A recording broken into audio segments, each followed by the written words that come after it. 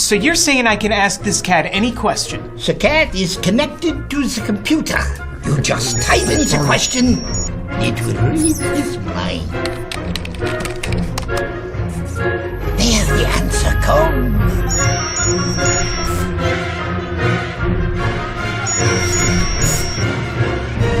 You're the man! I've been looking for this for weeks.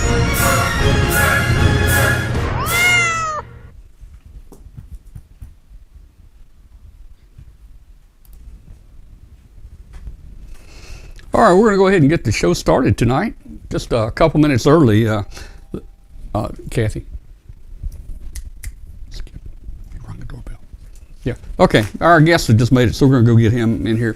Going to go ahead and start a little early tonight. This is Amateur Radio Roundtable, and we're on every Tuesday night on W5KUB.com.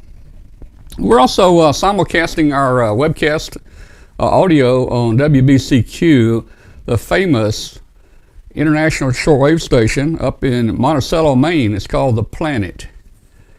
So for you guys listening on shortwave, we'd love to hear from you. Send us an email if you can. Send it to tom@w5kub.com. tom@w5kub.com. Give us a signal report and let us know where you are. And also, we'd like to invite you, if you're just listening on shortwave, you can also tune in on the webcast here. Hey, Skip, come on in. You can tune in on the webcast at w5kub.com and watch us. Come on over here, Skip. Put your mic on. Yeah, you got to take your jacket off, Skip. Skip just made it in here right. Well, we started a couple minutes early, Skip. So, okay, let's see. We're all waiting to know if we're going to make this connection to basically one of the most remote places in the world. Down near Antarctica, and so let me try to see if we can get Dr. Bob on here. And let's see, I've got Rich on out in California. Rich, let me find the right mouse here. Rich, how you doing tonight? And there we go. All right, doing well in San Francisco here. All right. Waiting for Bob, and I think Bill AE0EE might be with him. We'll see. Okay. So, yeah. All right. Well, I'm going to go ahead and try to add him to this call. Hopefully, it won't be too complex here. Again, I got to get the right mouse. So here we go. Let's see what happens here. I'm going to add him to the call. Here we go. Let's keep our fingers crossed here. We'll adjust it.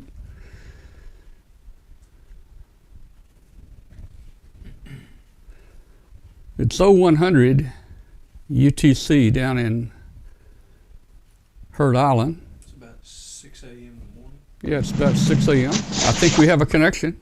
Dr. Bob, you there? Yeah, I'm here. It's 6 a.m. here. All right, great. Well, hey, sorry to make you guys get up so early. We still don't have your video yet. There it is. There it is. Man. Hey, you haven't combed your hair yet. Did you forget to do that?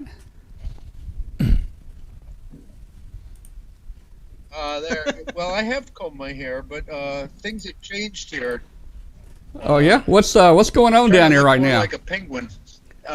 We just got delayed about a minute or two in the. What's that? Well, no, we're hearing you fine. Just go ahead. Your picture's kind of blurry and it's going in and out. Go ahead and talk to us.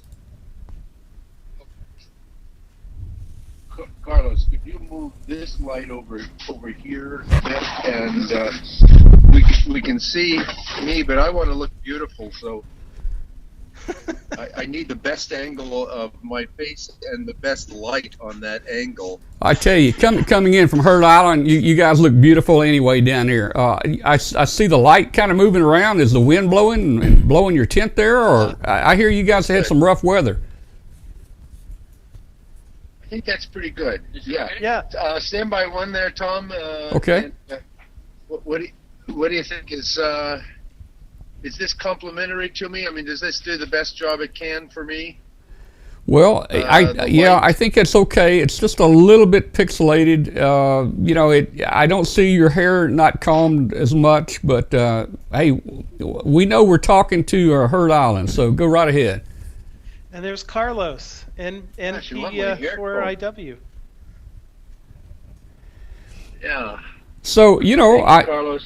I didn't know what to expect tonight, whether we would make it or not make it, but we have made it. I'd say I'm 90%. Well, I'm 100% happy right now. Of course, there you go. But tell us how things are going down there. I'm gonna let you talk a little bit because it seems a little awkward back and forth here. So go ahead, Dr. Bob. What are you guys experiencing down here? Sure. First of all, good morning, and thank you for arranging. Thanks, Rich, and thank you, Tom, for providing this opportunity. This is pretty amazing, isn't it? Doing Skype from Heard Island. I think we set a record a few days ago by having the very first Skype call from Heard Island ever. This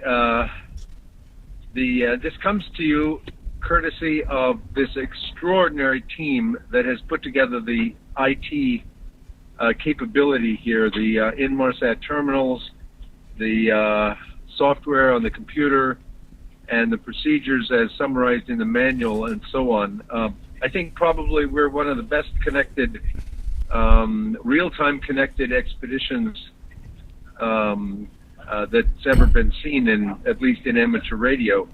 So I'm sort of the symbol here, sitting here, the symbol and the functional symbol of a huge amount of preliminary effort and a similar relative huge amount of local expertise for people plugging things in, troubleshooting, making sure things work, and so on. So it's a pleasure to be able to talk with you, and if you like, I can give you a short synopsis of what has happened here and what is happening right behind me.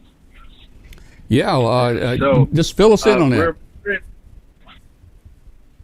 We're in about day 5 or so of major operations. When we landed on the 22nd and then on the 23rd and set up the camp, we had an extraordinary, truly extraordinary good weather window.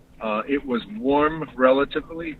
There was almost no wind. It was sunlight and a beautiful view of Big Bend. The entire mountain was exposed. So it was maybe one of the great visual experiences of my life, and probably everyone else. We were able to get the camp set up, and in about we landed at 6 o'clock, and by 10:30 we had both the tents up and pretty much operational. And then within 15 hours, we actually had enough antennas up that we came on the air on a couple of bands. There was a huge amount of work left to do. So after we came on the air, I guess some of the people who are not made of protoplasm here, they're made of steel, stayed up and worked some of the pileups. But then eventually nature caught up and everybody just collapsed from exhaustion and got a night's sleep. The next day, we put up lots and lots of antennas, and then eventually started getting on the air again. Since that time, it's been a fairly systematic transition into getting all of the antennas operational, and increasingly operators sitting at the radios. They're behind me. I may be able to move the camera over there and show it to you in a minute. So I think for the past 2 to 3 days, we've had 4 or 5 stations running, and you should be able to see that in the total number of queues logged. I'm going to look at it myself. I see 29,940 QSOs logged as of this moment. I'm looking at DXA, the DXA page, which gives us the total up to the minute, literally. And so I see that right now we're on 160 and 80 meters. I can tell you from this display on DXA that 160 meters, the operator is Dave, K3EL. And on 80 meters, it's Ken, NG2H. So that's kind of the status. Let me see if I can aim the camera around over there, the other part of the tent. A little tough to see. This is a computer camera. I don't have my regular camera operating on this computer at this moment, but behind me you see tables and computers and radios. Sort of that side of the tent is all operators, it's all radio. This side of the tent, in this corner, this half is IT, our communications. We have 3 Inmarsat terminals working. They are aiming out, I'm going to point.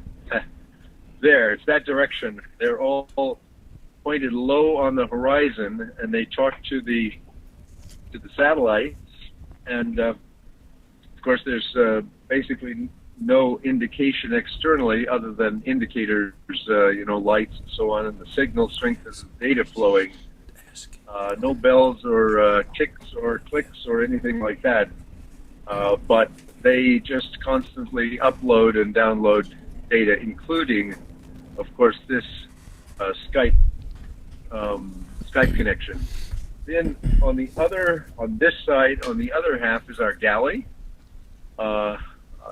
Ken, DK6CQ, has been maintaining and operating the galley.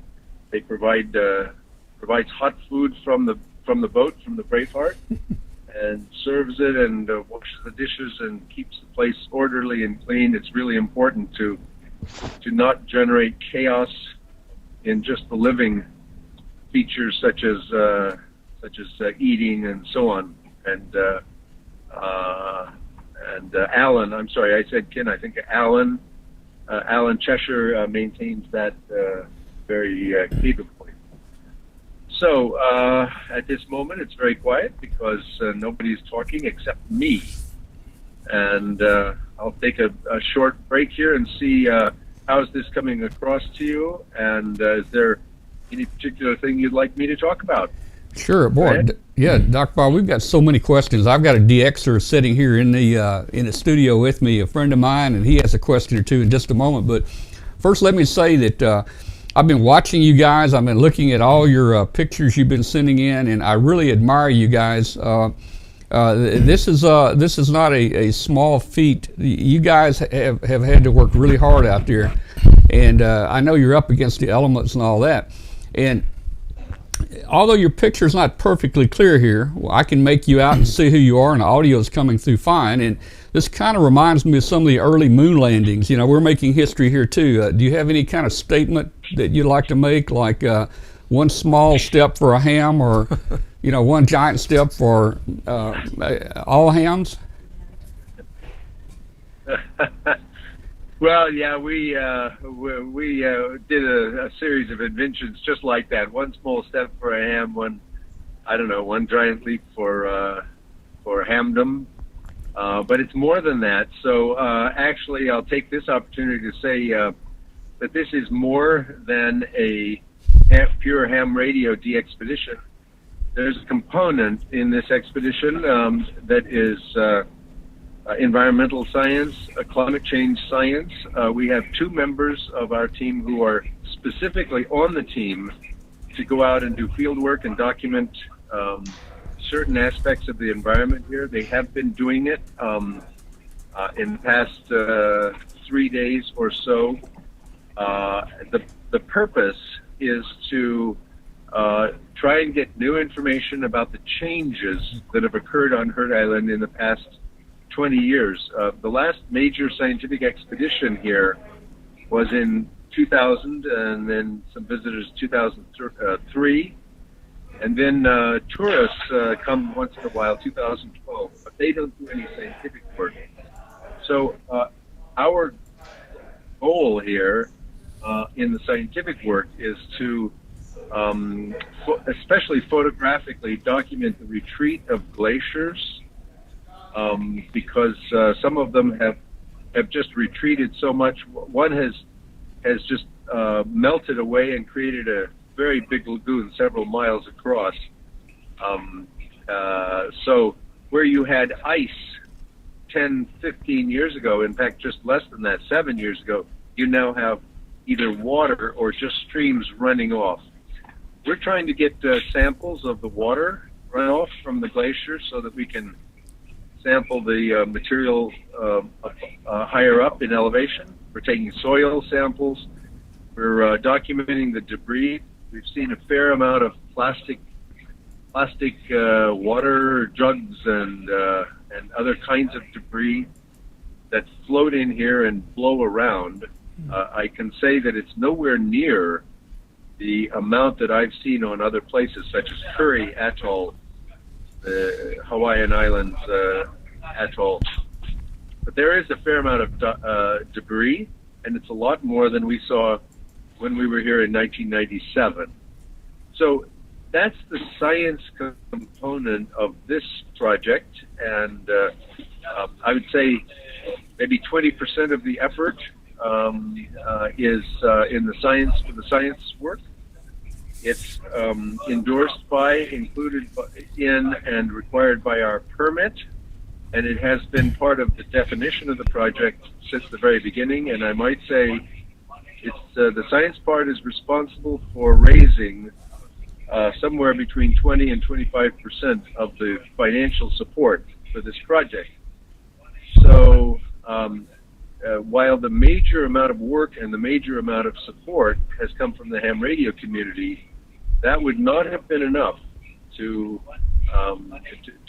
financially carry this project. It needed somewhere I don't know, $80,000 or so in addition, and the science community has supplied that, including the tents we're sitting in from HDT Global and the satellite terminals from Inmarsat, as well as the beds that we sleep in from Disco Bed. So we are very grateful for all of that. I can say that we're relatively comfortable, but boy, if you go outside, you better be prepared. It is very, very cold. It's very near freezing, and the wind has been past few days typically 30 knots. So there's a big wind chill. You can stay outside in street clothes for maybe 1 minute. Stay outside in your winter clothes for maybe 5-10 minutes.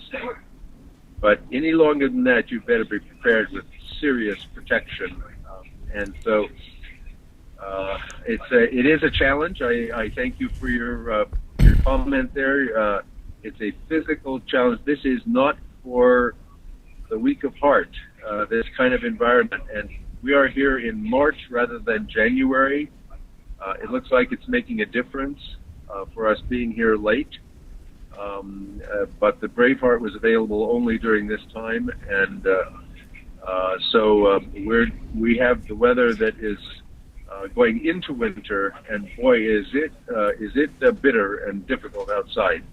Okay, that was a long speech. I'll turn it back to you, Tom. All right. Well, first, let me say I'm following you guys. Your DXA program or software is it's amazing. I watched the signals come around to the central North America, where I know you're talking here, and I'm thinking, I've got a chance. I'm watching you guys on DX spots. I'm getting the frequencies, but I've been unsuccessful so far.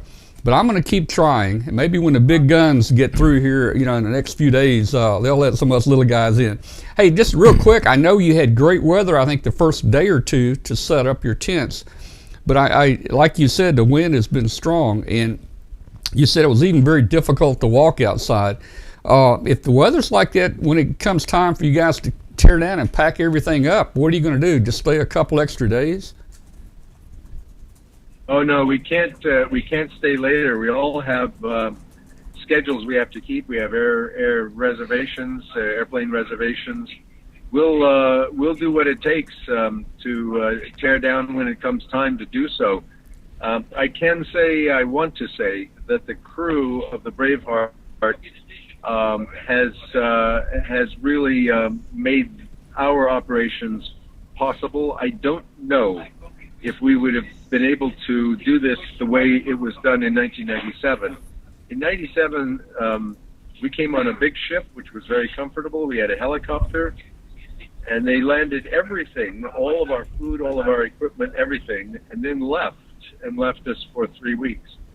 If we had not had the support of the Braveheart on this operation with this weather and these conditions and the tasks that we've had to do, including transporting all of the equipment and the people from the beach. We do not have a helicopter, so we've had to transport everything about a quarter of a mile from the beach to our campsite.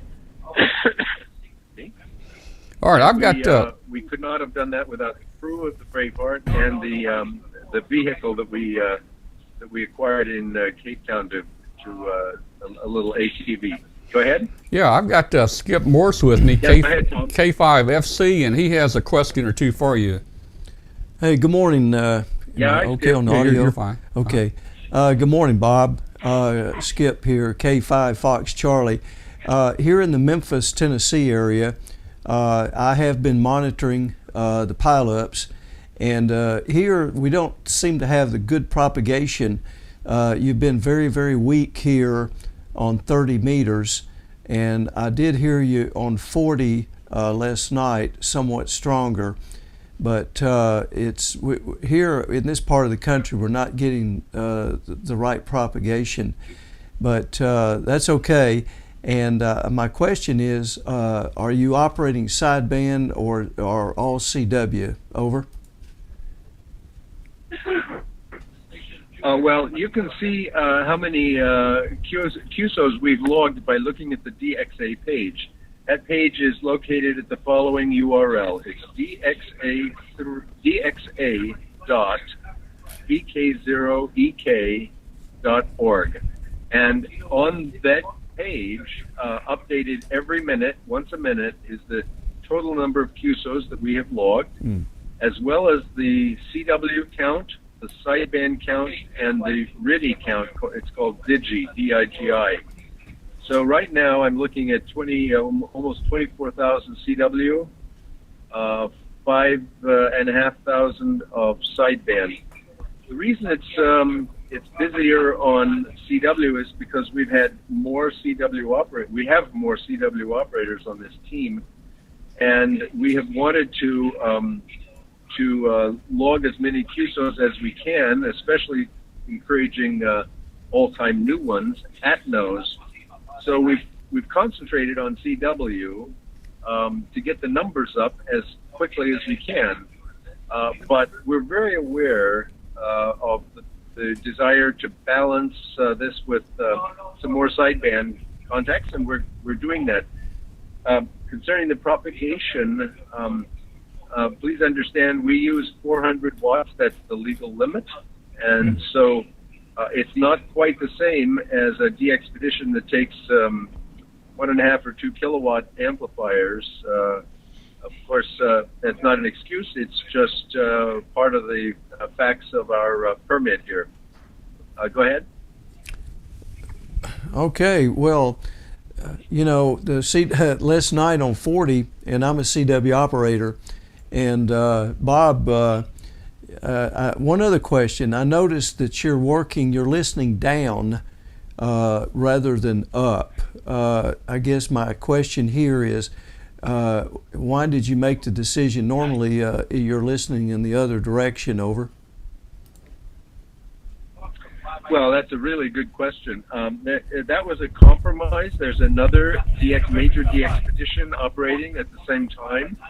So our radio team leader, Dave, K3EL, discussed it with them, and we opted to listen down while they are listening up so that there would not be a conflict. I think it's working well. There's a little bit of confusion, but our operators at least are indicating the frequency range that we're listening to, the interval that we're listening, and I think it's working fine. At least we have huge pileups here on Heard Island. Okay. Absolutely, yeah. I can imagine listening in the last couple of days. So, Bob, are you guys going to be back and make the Dayton Hamfest over?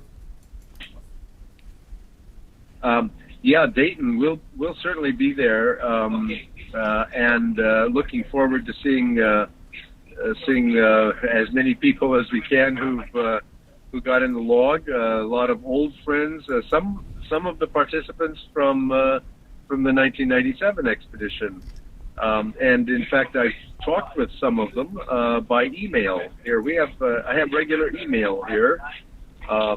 And so, yes, we will be in Dayton. We will not be in Visalia because we will not be back from Visalia. However, we are putting together a program which Rich, KY6R, who is the co-organizer for this project, Rich will make the presentation at Visalia, and we are planning, we're optimistic. We believe that we can have part of that presentation live. We will be on the boat returning, on the Braveheart returning from Heard Island to Fremantle on our way home. So Visalia should be a program presented by Rich and partially including us from the boat live. Go ahead. Over. You got something?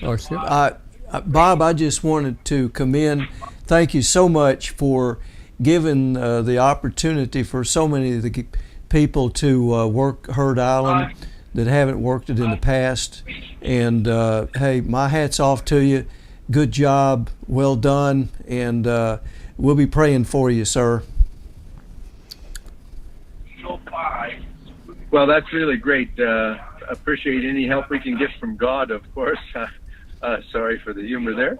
I'd like to compliment the DXing community. I personally have heard very little QRM, practically no DQRM, and the DXers have been very, very polite as far as I can tell. When we're trying to pull a weak one out of the pileup, usually enough of the guys stand by, and so we can pull them out with a little bit of effort. So compliments to the and appreciation. Thanks to the DXing community for working with us. As I've said a number of times, I consider the team here and the support team, the extensive support team making this possible, as well as the DXing community. We are all one big team. We're all on the same side. We all want the same thing. And so I think it's working quite well. I'm very pleased with the sort of the support on the air, on the pileups that we're getting as we're trying to log as many as we can. Okay.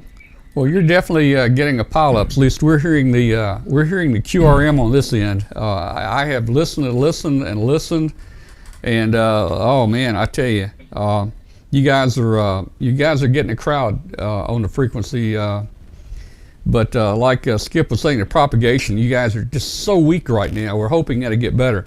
One of the questions in the chat room a minute ago was, are you guys going to operate any of the higher bands? I suppose like 17, 15, 12, or 10? Oh, well, we certainly are operating all the bands. I personally have operated 17, I think 3 days. I'm a sideband operator, so I've had huge pileups.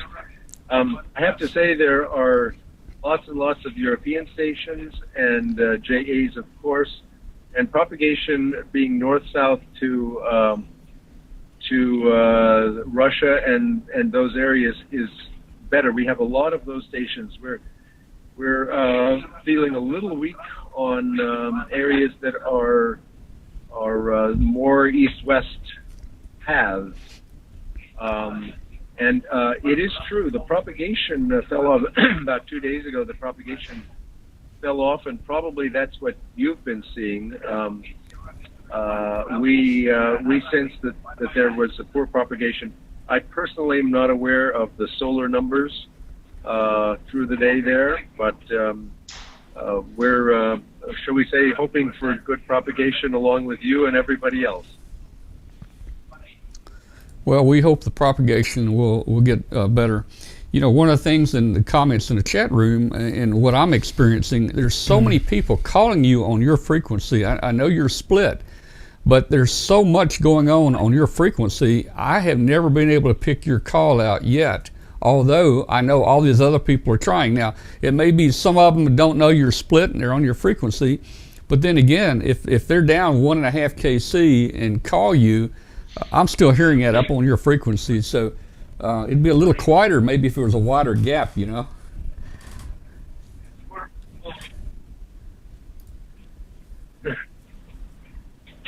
And another thing that was mentioned earlier, the 7090, and I've noticed this, it seems to be a digital frequency. There's a lot of digital activity going on 7090 here in the U.S. You guys plan on sticking on 7090, or you guys move around a little bit? I've noticed that you pretty much stuck to the same frequencies from the beginning. It's good that you mention it, and I'll bring it to Dave K3EL attention. There was a band plan which was defined, as I said, in sort of a compromise and decisions ahead of time, and we have pretty much stuck with that. The split typically has been 5 to 15 down. 5 to 15 kilohertz down. So, for instance, when I worked on 17, I would be listening 5 to 15 down, or 15 to 5 up, if you like. What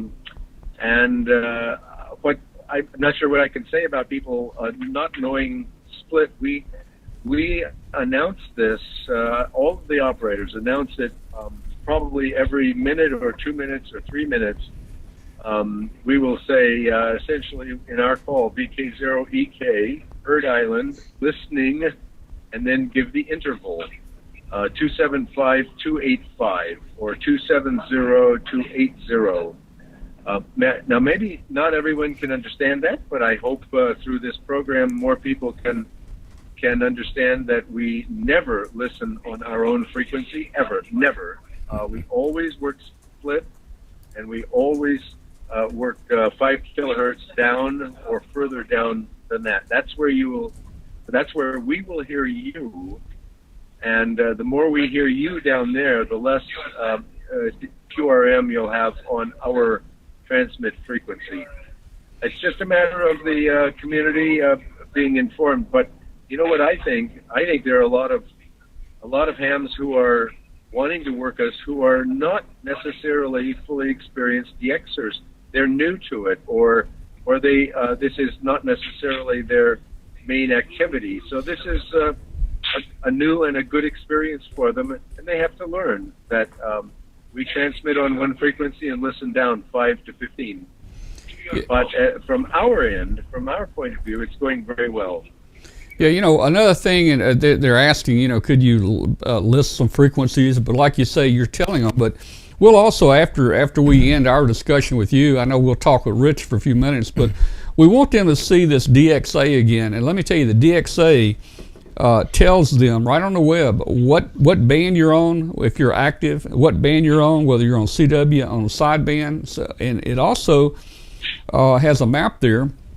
And it also tells the people where the propagation is. I can see you working Japan and the Middle East, and then I can see it come around. You work Eastern U.S., and I can see the Central U.S. So it's very helpful. And also, if they'll just go out to just search for DX spots and come up with a couple of DX spots, there's many listings of VK0EK in the frequency, and you know, a down 5 or down 1.2 or whatever. So there's a lot of information out there on the web that will help them. Yeah, I'm glad you mentioned it. I think maybe we couldn't mention it often enough. A DXA is an extraordinarily powerful tool for helping a DXer make a contact with the DX, with us in this case. So as you mentioned, there is an equidistant azimuthal map right in the center of the page, and then when we log you, if we log your call sign, we put up a flag on your QTH roughly where your station is, and that confirms that you are safely in the VK0EK log. And we also put it on a list so that you can see it. The list is just to the right. And right now, there's only one station that's showing on the map, Mike Whiskey 0 Zulu Kilowatt. In 1 minute, or actually in half a minute, that will be revised and there will be other stations there. But that gives you the confirmation that you are safely in the log. If you see your call, you should not make another contact. No need for a dupe. You are in the log. If you do not see your call, if you think you worked this and you do not see your call come up, you should work us. You should make another contact with us. Then the other information that shows, there's a table of currently working. Looks like a panel of lights, like at a theater, and lights are on right now. The lights are on 80 meters, 30 CW, 30 meters CW, and 40 meters sideband. And if you put your mouse on top of that, you can see who the operator is. So right now, 40 meter sideband is Carlos, NP4IW. These tools will help you make your QSO with us and confirm that you are in the log, so that you can be happy and pet the cat again. Okay, go ahead. Yeah, it's the DXA is a wonderful tool, and Dr. Bob, I think are you the one that designed that DXA software? Yes, I did. I wrote the original version for K7C in 2005, Curry Atoll. It looks currently it looks just about as it did then. It's gone through 3 versions. This is version 3. Pete, W6OP, is responsible for converting it from my rather simple version 1 into this very sophisticated version 3.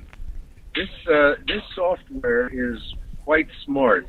If something goes wrong, for instance, if something goes wrong with the satellite connection and it gets behind, it will automatically catch up.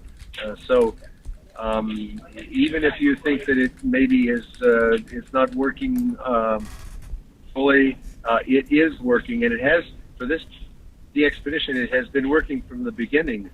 The first day after we went QRV, people didn't see any activity and they thought DXA was broken, but it was not. It was working just fine. We were not on the air. And so when you looked at DXA, you did not see any activity, and that's because there was not any activity. So you can believe what you see on DXA. It works beautifully, and we thank Pete, W6OP, for his extraordinary programming job, which updated the original version that I wrote. All right, so you're going to be there a few more days. It says you're going to be there 11 more days, so I'm hoping that we get you back on the show next Tuesday. And, maybe there'll be something new. I'm still wanting to see smoke come out of the volcano. Do you have any smoke coming out of the volcano there? When we landed and were setting up, yes, there was a plume. I couldn't say it looked like a forest fire, but there was a plume coming right off of the peak of Big Bend of the volcano. It is hot up there. Originally, we had planned to have a climbing team to get up there to search for communities of organisms that might be supported by the hot vents, but we couldn't do that with the smaller team. But yeah, it's erupting, and we have some pictures of it. I don't have them right here at the moment, but and they're not too spectacular unless you realize it's 2 miles up there. It's a 9,000-foot volcano, and so when you look at this, you can't help but be overwhelmed with how big this is. No matter how big you think Heard Island is, it's a lot bigger than that. Chip, you got any more questions? Okay. Or I do. Well, Bob, once again, thanks so very much for making the trip. And I have a question about the team. How are they holding up under a week now? And how do you coordinate all the operations with the schedules? And number 2 is, next time around, if we get pictures back next week, can we have some maybe some shots of the team at the desk, the operating positions, and to see who's sitting at what operation, what desk, and the gear. And we've got some of that already, and I'll show Skip later. But yeah, more pictures are better. And hey, to go along with what Skip said, after 3 weeks of doing this and 45 days, you guys probably don't want to do any ham radio stuff when you get home, do you? Well, let's see. I'll take your last question first. I think we're all addicted to this.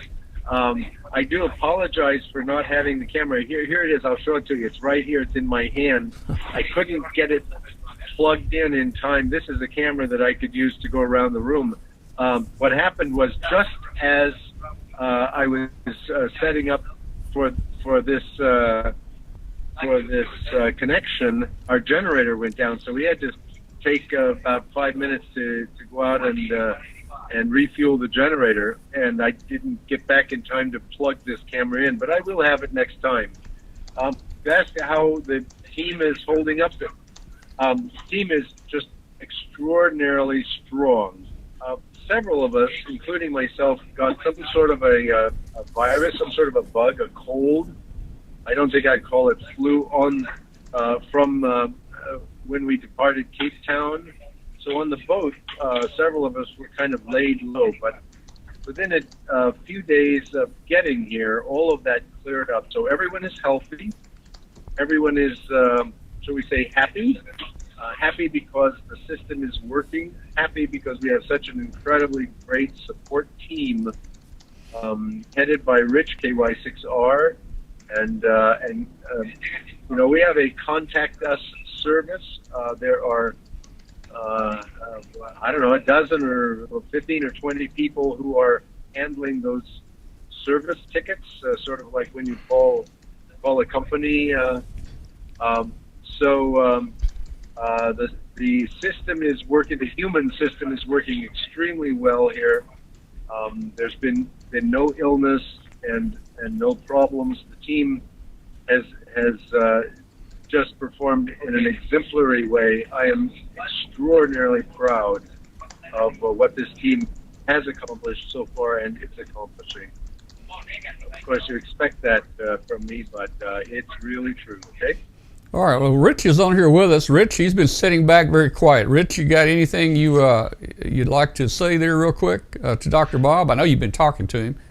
Yeah, I've been actually on the chat answering a bunch of questions. There's I just wanted to let everyone know that we definitely know that we need to concentrate more on North America, and especially North America areas that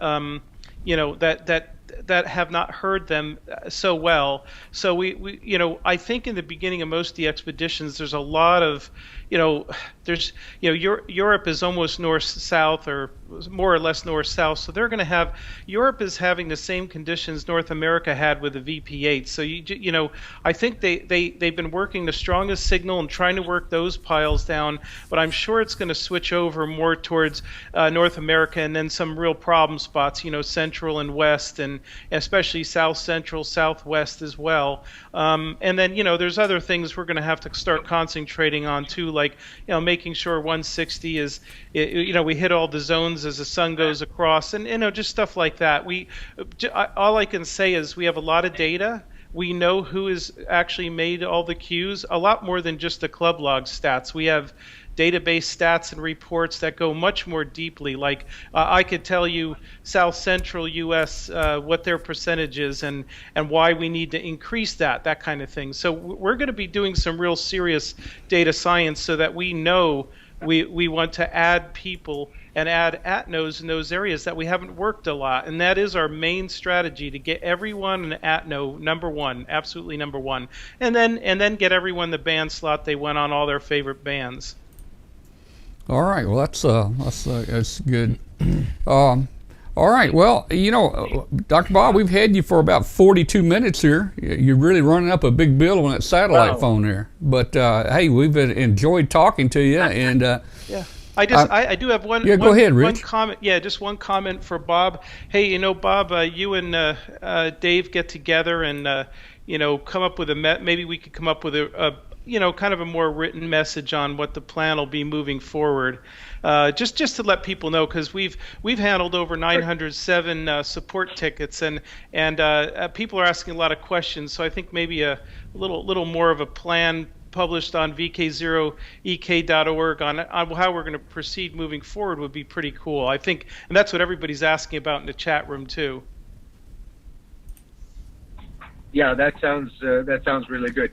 By the way, and we'll certainly do that. By the way, I think if I can get somebody's help to move the light around for just 1 minute here, I could show you the rest of the tent that he operates. Well, we're interested. Stand by just 1 We're interested in seeing whatever you can show us there. Is that ductwork above you there? Is that where the heat comes in? That round pipe? Okay, I'm going to see if we can see the rest of the tent here. Again, this is the computer camera. So probably not very good picture for you. Can you aim it right at them?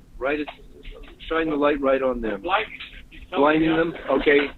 All right. That's fine. That's fine. I don't know how much resolution you can see in this, but okay. Well, it kind of looks like you're down. It kind of looks like you're down in a submarine, and half the lights are out right there. But I tell you what, you'll have your new camera hooked up next week, and you've also got many great-looking pictures on your on vk0ek.org, and we'll show some of those pictures even after we get off the connection with you. And it shows all the operating positions and everything there. Yeah. Hey, have you got a heater outside? I read where you said I think inside you're wearing your winter clothes inside, and with that and the heat from the radios, it's keeping you warmer than outside. What does that mean? What kind of temperatures do you have inside there? Well, actually, I'm not sure what the temperature is in here, but... Did you guys forget to bring a thermometer? I'm sorry, say that again? Did you guys forget to bring a thermometer? A thermometer. No, we have it. I just don't. Yeah. I just don't know what it is right now. It's probably around 50 degrees, something like that. There is a heater. It runs on diesel fuel, and it keeps this tent warm and the sleeping tent slightly warm. We have two tents here. One is the operating tent, the other is sleeping. So it makes it so we can operate in this tent. When that tent heater goes down, it gets really, really cold really fast. Oh, yeah. So we get moving to get the working fast again.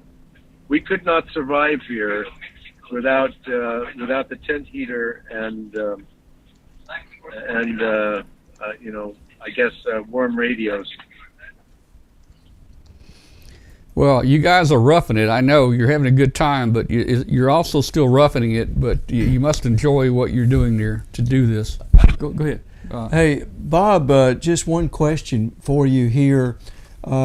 Just briefly, tell us what radio equipment, what transceivers that you're using for the Dxpedition. You don't have to get real specific, but just give us a quick overview of what kind of equipment you're running down there. Over. We're privileged to have Elecraft K3S radios. They're working beautifully. We have several different amplifiers, and then the computers are generic Windows computers. Of course, all this works together with a central computer which feeds the signal into the Inmarsat satellite terminals. But the Elecraft radios and amplifiers are just working beautifully. We're very pleased, and they were provided by Elecraft. Okay. Well, a good choice. It's an excellent choice of equipment, no doubt. Good old American made. Yeah. So Bob, maybe next time when you get that camera hooked up, and maybe you can carry a laptop around. I know you have Wi-Fi back to your satellite system there, so if it's not raining or the wind blowing hard and it's enough daylight out, maybe next time you can step outside and let us look around, and then also maybe you can walk around a little inside the tent there. Yeah, I can do that. I have my regular camera, which has an extension on it. Extension cord, probably 50 feet. I could leave that plugged into the computer and walk around inside the tent, and also outside show you sort of our corporation yard. And I'm sorry I just didn't have the time this morning because to get that plugged in and brought up because the generator went down. But we'll have it ready next time.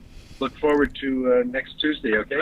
Yeah, that sounds great. Dr. Robert Schmieder, K6EK, the leader of the VK0EK Dxpedition there. So Bob, I guess we'll go ahead and get off here. I think we've had a good discussion with you. I know you're probably anxious to get back to some of the operations and other things there. Well, I think I'm going to get to a cup of coffee. That's my next stop. And I sure enjoyed the opportunity here. Thank you for making this opportunity. Thanks, Rich, for arranging it. And Rich, I pass our thanks here on the island to the support team, everybody working. It's a little bit like a NASCAR race. There's a driver, but boy, it's the pit crew that wins the race ultimately in a semi-real sense. So, and then I again thank the DXers who are being courteous and helping us achieve our goal here. So, look forward to talking with you next time, Tom. All right. Thank you, Dr. Bob. We're going to go ahead and hang up with you. Let your batteries cool off here on that satellite phone. Charge them up for next Tuesday. We'll talk to Rich just for a minute. All and thanks, and 73, and good luck down there. 7-3. Bye now. All right. So, Rich, we ran a lot longer than I thought we were going to run. Anything you'd like to recap here in the next 1 to 2 minutes?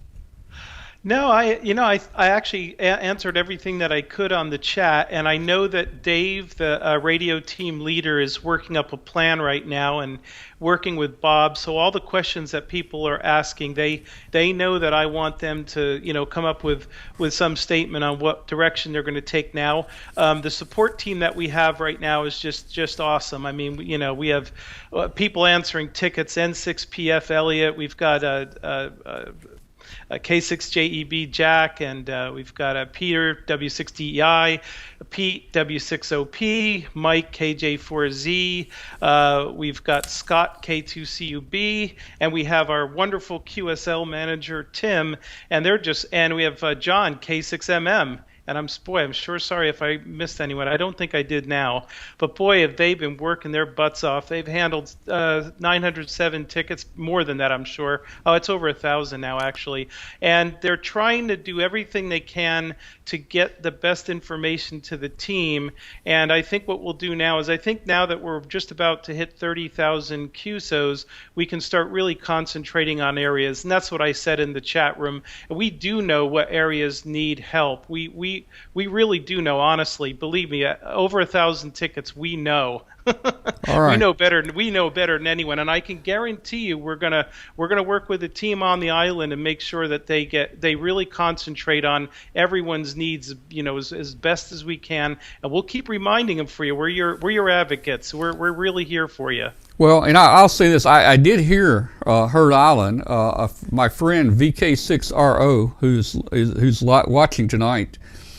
He recorded you guys and sent me an audio clip, so I will say I've heard you guys. Rich, I've got to run, and we got a couple of the guests to get back on here real quick. Looking forward to next Tuesday. I think it'll even be better next Tuesday, to tell you the truth. But I feel like we really accomplished something neat tonight. Yeah, no, it was excellent. Well, thank you very much. Really appreciate it. And I got to leave. I'm still at work. I got to get out of here. Okay, all right. We'll see you later. Bye-bye. All right, take care. Bye-bye. All right, so that was our discussion with Heard Island and Dr. Bob down there. All right, so I've got to get somebody on here real quick. We've got another Well, guest I would just on like here. to comment. You go ahead and talk while I try to get them on here, okay? I mean, this is just pretty awesome, Tom. I mean, being able to have a live broadcast from a Dxpedition so far, far away. When I started out in radio back in the early 60s and working DX, I mean, I had you could not even imagine something like this that could take place. And it's just pretty awesome. And it kind of brings our world closer together, even though radio and ham radio and working DX stations.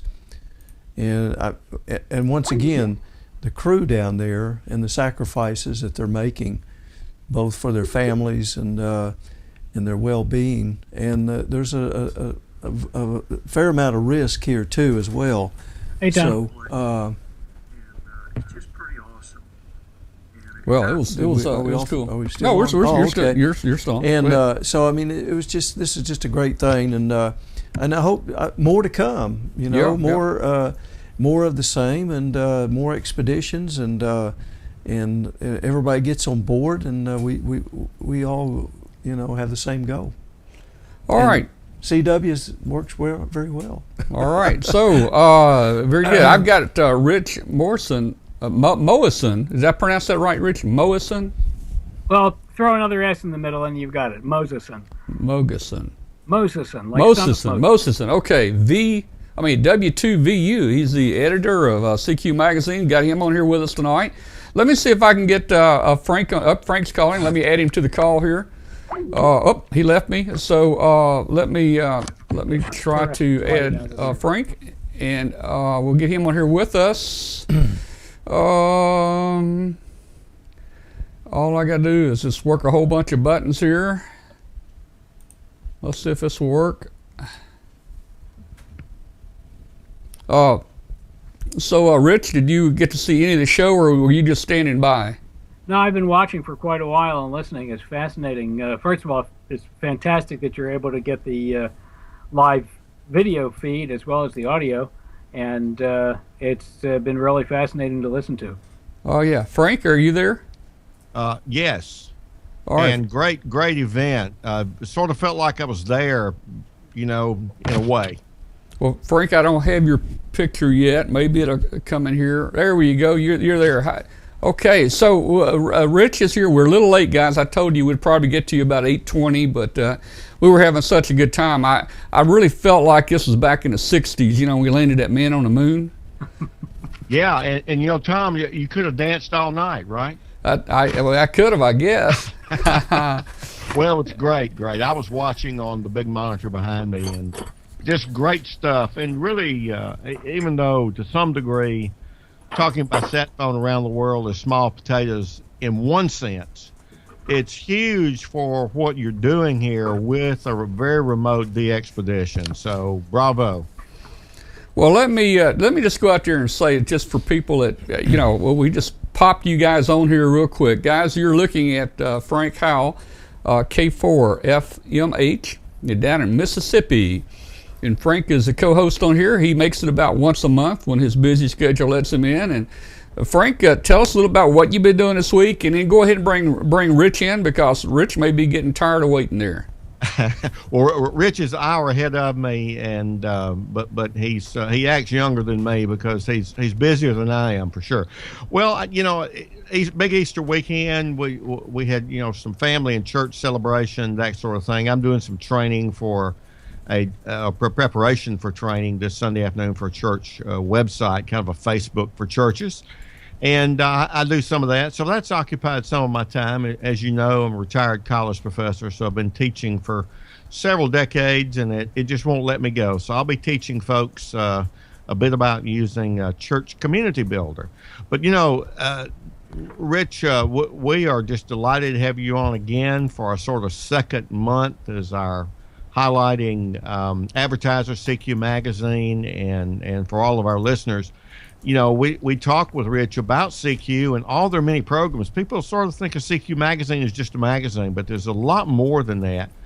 And I'm very fortunate to have one of the contest counters, John Bergman, here. I get to harass him on Thursdays and that sort of thing. And we've worked with Charlie Payne, who is in pain, because I know anyone in Lexington is in pain because of Kentucky losing out. Now, Rich, you got to pass that on to Charlie for me, okay?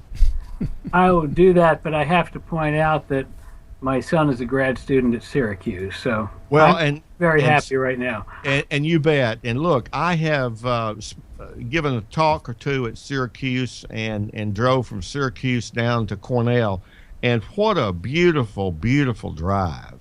Oh, it is. Struck by that. But as they say, those whiners at Cornell in Tompkins County, we're centrally isolated. So, Rich, glad to have you here. And we want to know, what's in next month's CQ magazine?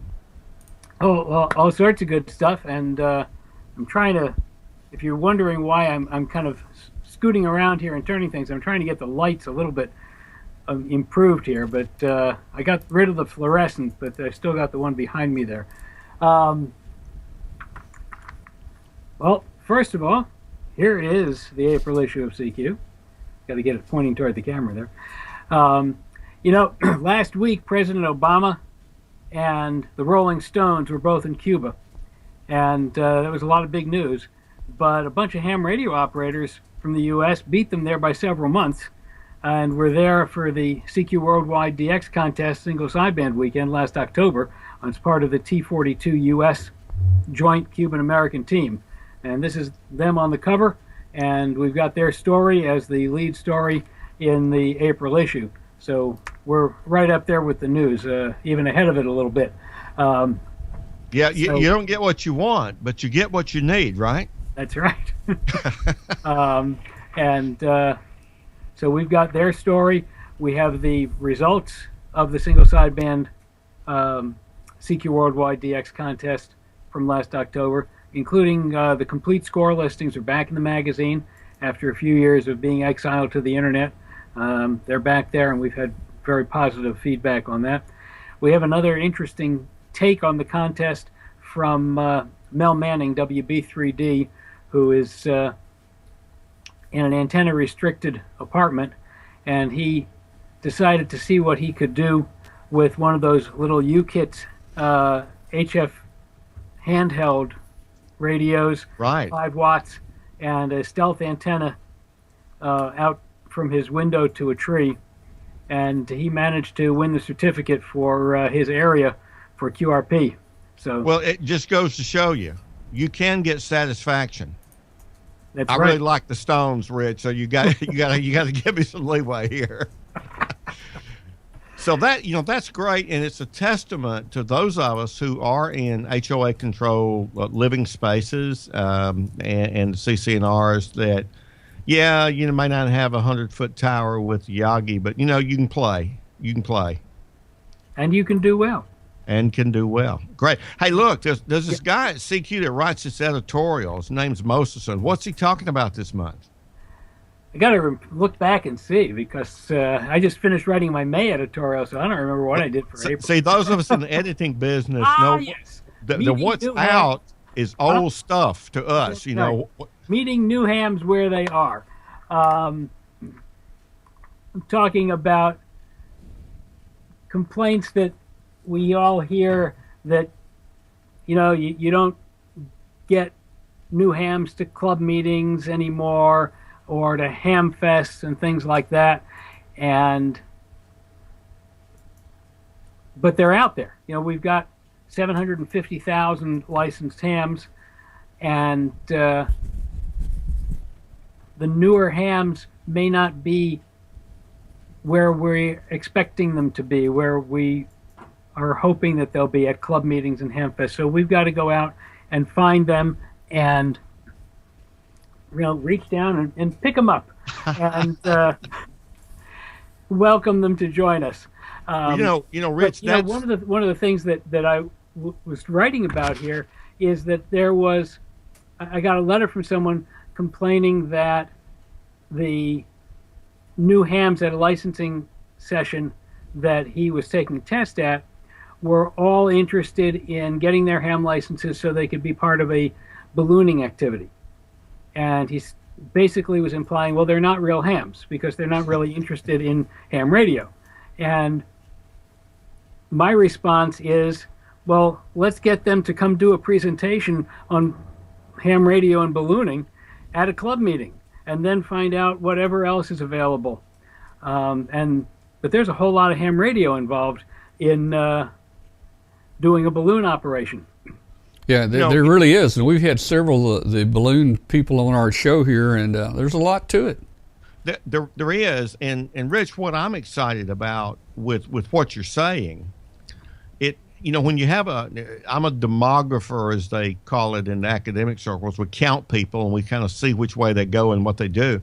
And so, we've got this graying, as you and I are good examples of.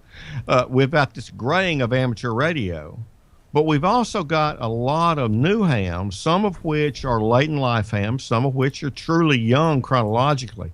And when you have this kind of senior core with what I call hardening of the categories, you have these little things about what a real ham is.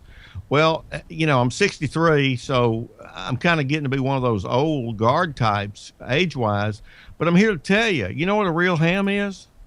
Somebody with a valid license. That's right. You got it. And they come in all types and interests, and if we'll sit back and keep our ears open, we just might learn something new. That's right, and that's essentially what I'm talking about in my editorial. Don't limit yourself to what your interests may be, to what you perceive as traditional ham radio interests. Broaden your horizons and accept new things, and you may learn a lot and get other people involved in what you're doing, and you may find yourself getting involved in what they're doing as well, and that's part of it. So you're right, and on that note, let me just kind of comment here, chime in about an individual as a ham says, well, I don't care about ballooning. Yeah, but your club as an organization might, and I would say, and I think Tom might agree, should care about ballooning because it's becoming an important part of experimentation.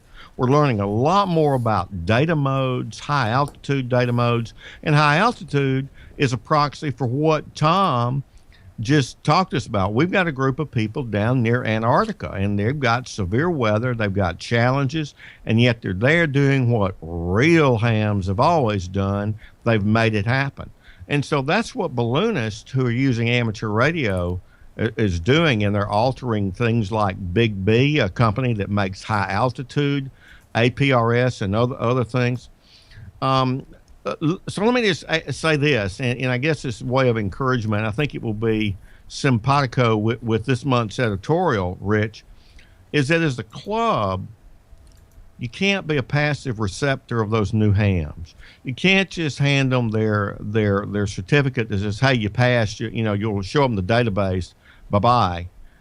You need to do some things. The club that I'm in, we're trying to do some of that with an Elmering program where quarterly we have an Elmer's night, and we're launching that, and we're getting topics that some of these new hams like, hey, I've got $700 I can spend. I'll get a divorce if I spend $800.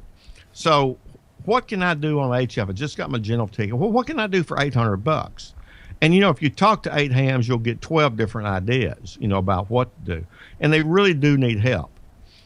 For example, and so doing some programs like that where you try to integrate those folks in and make sure that every new face is spoken to.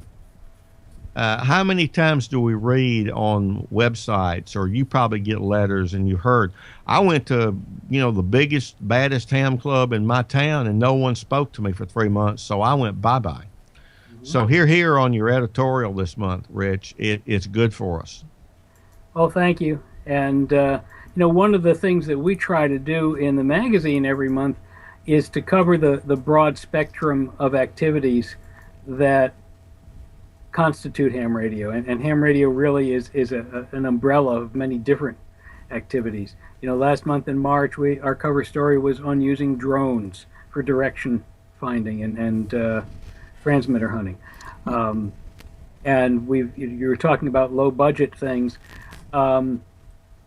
Every month, Joe Eisenberg, K0NEB, in his kits column is writing about different kits that you can do. Almost all of them are on a budget. This month he's got a piece on a Kanga kit that you can build into an Altoids tin. Wow. And so we've always got stuff to try to show the broad spectrum of what goes on in the hobby, and what you can do on a limited budget is a very important part. So Rich, Joe is a regular in our program here. He does kits for us and also some Hamfest reporting. And that's one of my favorite areas in the CQ magazine, Joe's K0NEB, Joe's kit building article that he writes each month in there. Yeah, well, it's very popular, and I thank Joe for being with us for quite a long time now, and always having really good things to write about. I know he's gotten me inspired to build a lot more kits. I've got a stack of them half built here. I just got another one to start on. So I'm not immune to what's written about in the magazine either. Now, another thing I want to mention, since this is the April issue, we have to have Professor Heiseluft, who has been with us now for 40 years. This is the 40th anniversary of Professor Heiseluft's first article in CQ, and always in the April edition. And this year we've got a slightly different twist on it. Because it's his 40th anniversary, we finally persuaded him to sit down for an interview and discuss where he gets his ideas and how he gets them, and how he takes real science and stretches it just a little bit more than you might expect, and see how many people he can catch in the process. And usually there's quite a few. What else do we have coming up here? I had to make myself notes. It's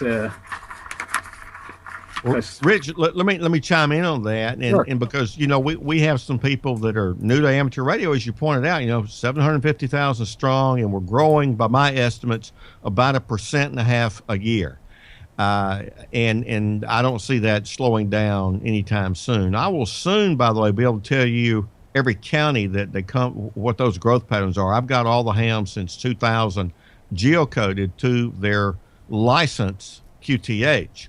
So I may get with you. You may want to share some of that in some form. But let me, for some of these new ones, who are some of your contributing editors? I know probably the headliner that everybody knows is Gordon West. He did a Skype show for us last month, and it was absolutely wonderful. But who are some of your other contributing editors to CQ? Well, Gordon is certainly one of them, and Joe is in there every month with his kit building column. Erwin Math, WA2NDM, has written the Maths Notes column for over 40 years now, probably close to 50. He's into all sorts of different technical things. Basically, his columns are idea columns on things that you might be able to want to try with certain different types of technology, and or some basic circuits that you might want to use in experimenting and creating something for yourself.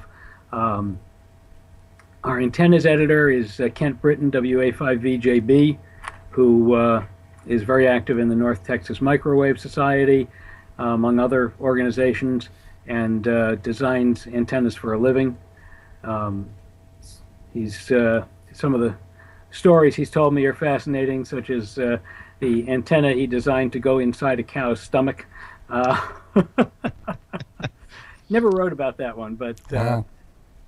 Kent knows his antennas very, very well. And this month, in honor of the April issue, he's written about news from the EPA that they have just declared the SWR to be an endangered species.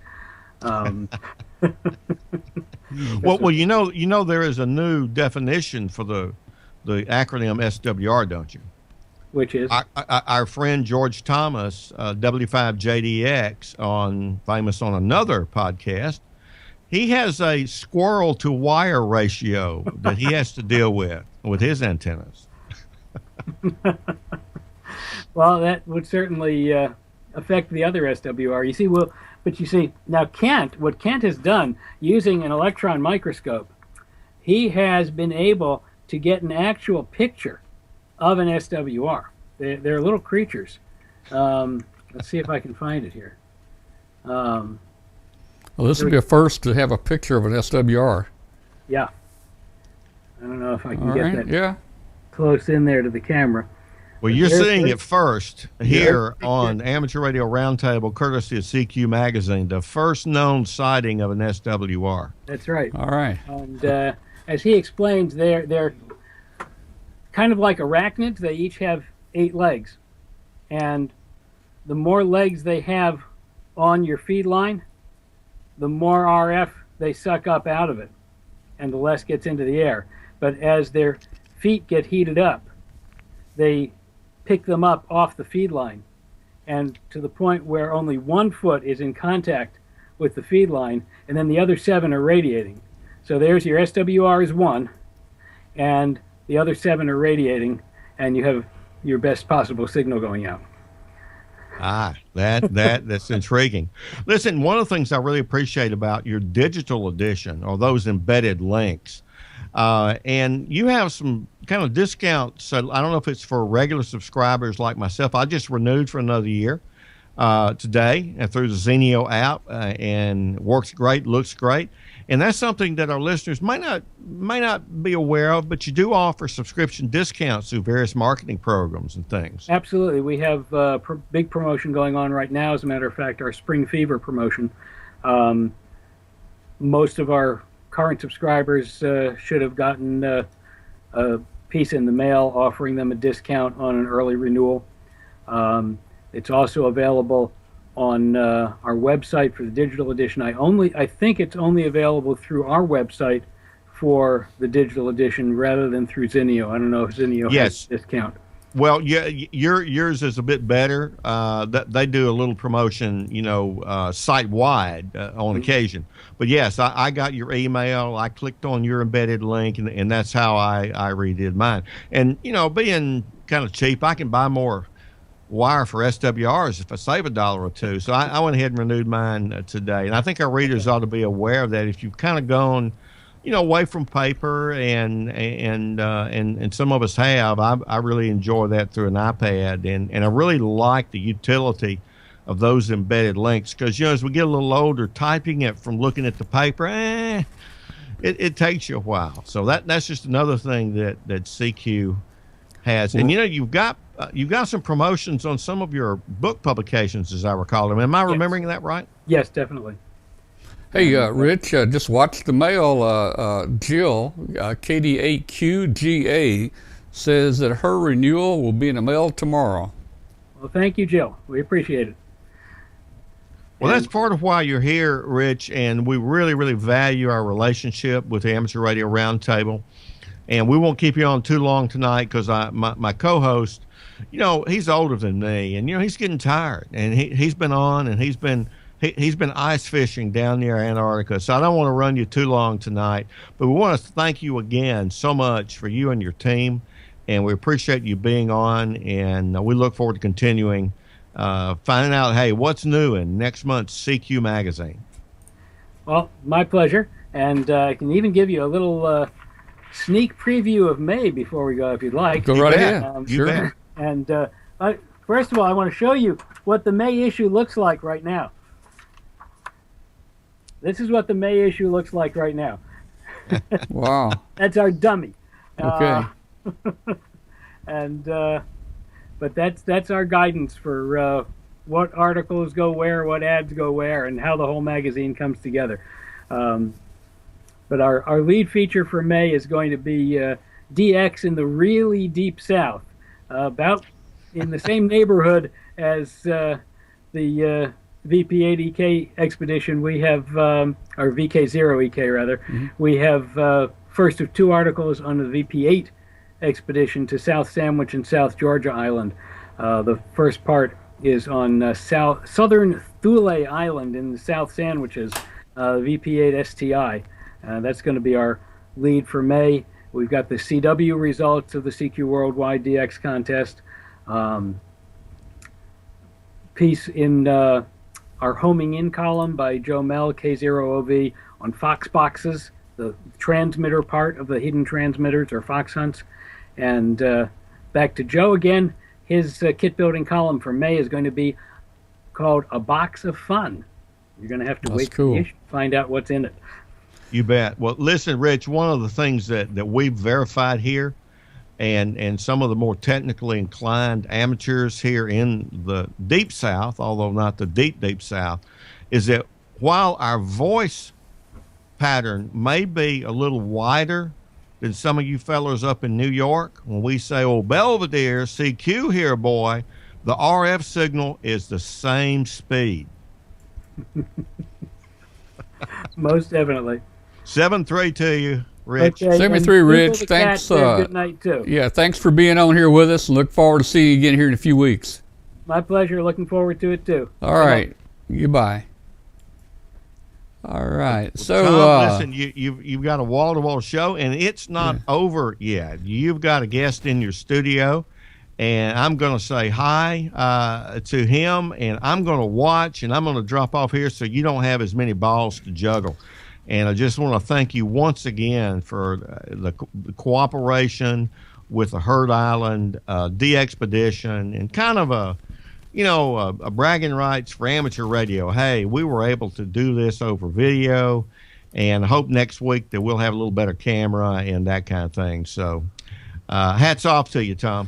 All right. Well, Frank, thanks very much, and we'll let you go. I think Chip was going to leave early tonight. I don't know if we hadn't even got to some of the things we were wanting to talk about, and of course we'll open up Hangout later, but thanks a lot for coming in tonight and being on here with us. Good to see you again. You're going to have to get on here more often with us.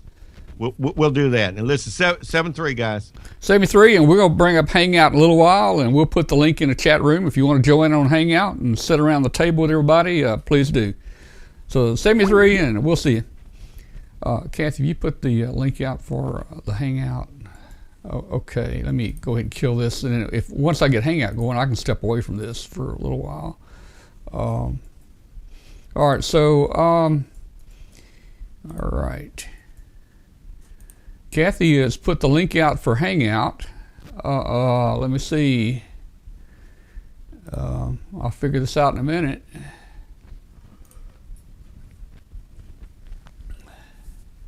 And we've got Bill out in Montana on, I think. Let's see if he's in here. Bill, you there? Hello. There he is. Now you're out in Montana, right? Oh yeah. Okay, and you're out in your garage. What's the temperature out there? It's not too bad today. It's probably in the 40s.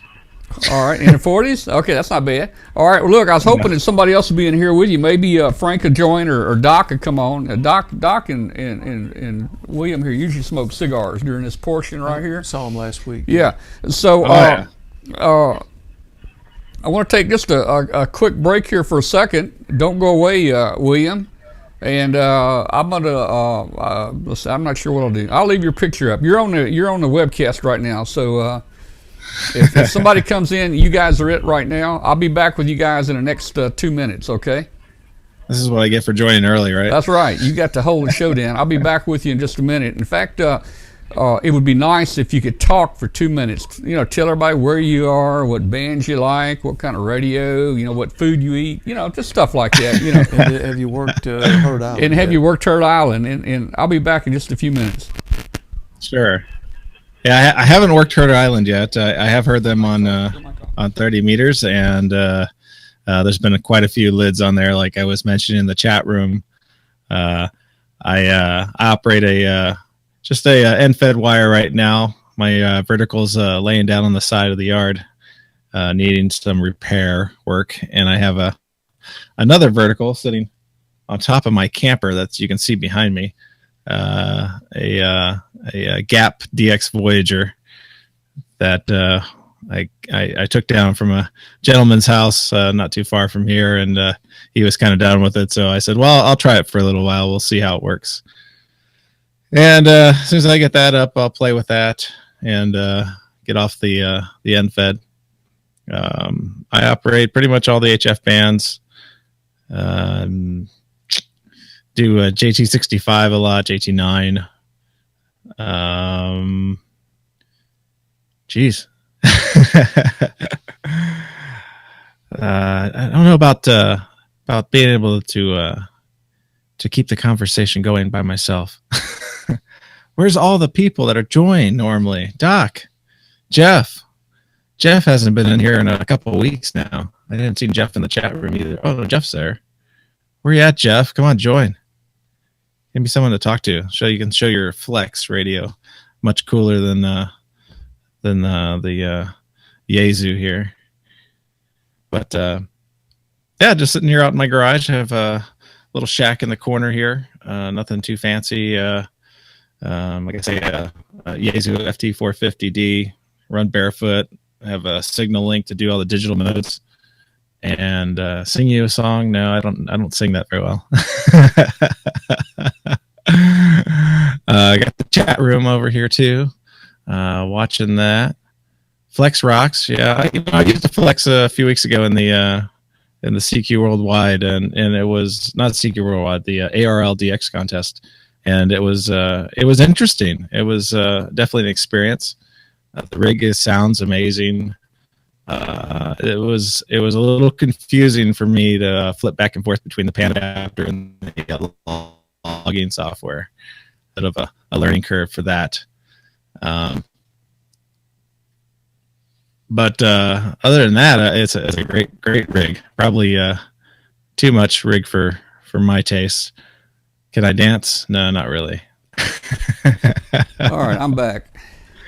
Oh, good. I'm back. You did good there. Let's see. Time here. Had to get Chip out the door. Let me see if I can get in it. Here we go. Okay, I'm back. Chip is being escorted by our W5KUB.com security staff out. Oh, very good. Yeah, I was mentioning to Kathy in the chat room, I was watching your tweets come out on Twitter an hour late. Oh, are they? Are they coming out an hour late? Yeah, the schedule must be off on your auto tweeter. Oh, man. I'll have to look at this. So they're all an hour late. Well, hey, our show lasts so long. Maybe it'll bring some people in. I don't know. Oh, yeah. Like, all right, we're getting. So yeah, 30 minutes to pop. Yeah, you're going robot on me here. Let's see. I think our connection is getting bad. You still hearing me? All right, so. All right, looks like we're about to. It's probably pick up. Yeah, it looks like it's trying to recover. You gone out on us here. Just a couple announcements here. Let's see what we got going here, and William will be back with us there in a minute, maybe. I'm surprised that we don't have anybody else joining in the chat, right now. Let me copy that link, and I'll resend it. Here we go. So there's the link right there for Hangout. If anybody wants to join us, please join us there. Just a couple notes here real quick. Graham Rogers, VK6RO, that's in the chat room and watching nearly every Tuesday night, sent me an email today. He recorded me some VK0EK sideband contacts and also some CW contacts. I have not personally heard them myself. I hear all the pileups, but I haven't heard them. Also, W8BG contacted us last week and had some questions. William said he had a L4B amplifier. It wasn't working, and he didn't know what was wrong with it. And I told him, well, get back on the show. Skip will be here tonight, and we can try to figure it out. But I went back and forth with him and asked him some questions in email, and we narrowed the problem down. And I narrowed the problem down to his keying circuit set up in the menu in his radio. And once he fixed that, then his L4B amp worked. And guess what? He worked Heard Island with that amplifier, I think today or yesterday. So I helped him work Heard Island, and I haven't done it yet. I see Jeff in here. Hey, Jeff, how you doing? Don't. No camera, huh? You hear me? I hear you. Yeah, Where's your camera? It's not Okay, working. I'm working on that. I got to turn some other cameras off. Okay. So, all right. Just the So way it is. You know, if you go to my QRZ page, you don't have to watch me here. Yeah, Jeff is with us tonight, and no surprises tonight. The camera didn't work. It's working fine. Go to QRZ and put my call in. You'll see me. Oh boy, yeah. I just have to disconnect from there. That's all. I'm surprised Doc's not in here with us tonight. Hey, let me for those people that don't want to get in Hangout, let me give you our phone number real quick. Give us a call. Let me put you on the. Let me put you on here. Let's see. There you go. 901-286-1116. Give us a call. Help us test our telephone out. Make sure it's working. And you can join us. You might not have a camera there, but you can still join us that way. So, the picture wasn't totally clear tonight with Heard Island, but I thought it was still pretty good. Yeah, I think pushing the resolution across that connection might be a bit of a stretch, but we'll see. Yeah. We had a good turnout tonight in the viewer count. Must have been a lot of DXers watching tonight. So, again, the video quality was a little less than what we probably had hoped for, but we got it, and we got good audio, and I think next week we'll have good video once he hooks up another camera. That was great. That camera in that laptop is not very, very good on low light, and it was probably not a very good camera. So a lot of these newer webcams are much better with low light. There we go. I'm up. You're up. Told you I just had to shut one program down.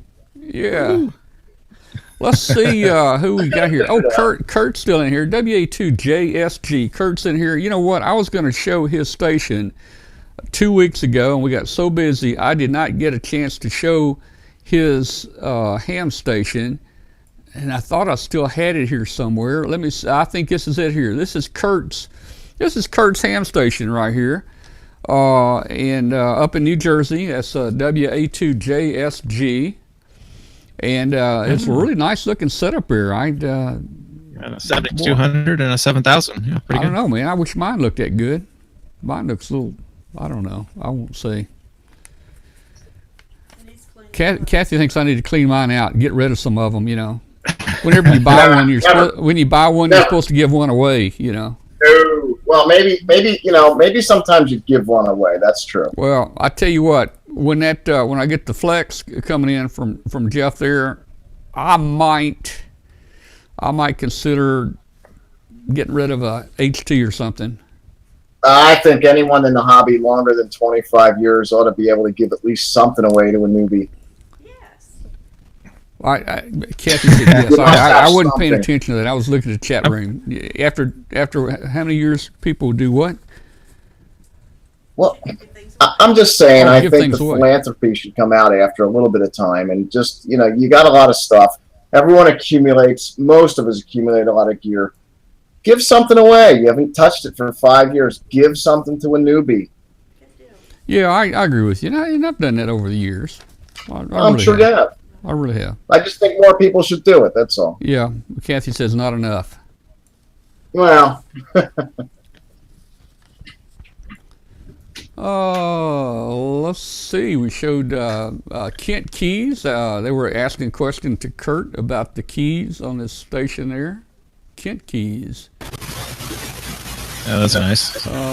Mike. Yeah, every time K0NEB wins a prize, he needs to give one away. I agree with that. And look at there, we got who we got here? That's Bill. I hear somebody's giving me away radios to me. Mike, yeah. William's giving radios away. Yeah. Yeah, let me see if I can find one here for you. I got a nice little Chinese rig you can have. You can have that one there. Oh, just like the two I got sitting over here. They're disposable. You can't beat them. Yeah, they are. Those prices are really coming down on those radios. Aren't just buy some, just give them away, right? All right, 901-286-1116. Somebody test our phone out. Give us a call. I wonder where Russ is. Russ usually calls. That's my spare from 16 years ago or so.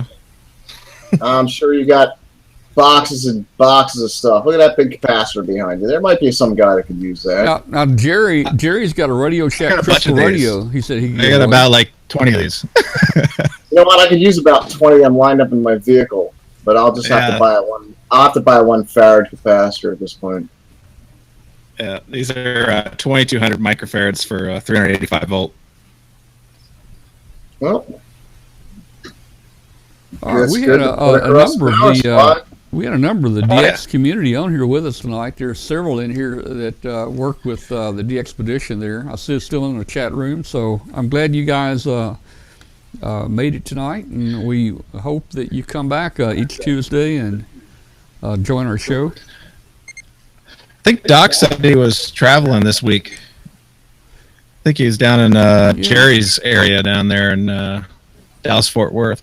Well, but he's got that tablet. He should be able to get on with that tablet. So I don't know. We're gonna have to talk to him about that. You don't have a flex in one of those non-existent maestros. Maybe he's got something more important than us. Yeah. Never. Okay, the number 901-286-1116. It's at the top of the screen, top of your screen. 901-286-1116. I think we've got someone getting brave. They asked what the phone number was. Oh, Hey Tom, why is my if you look at my video feed to you, it looks like it's like zoomed in.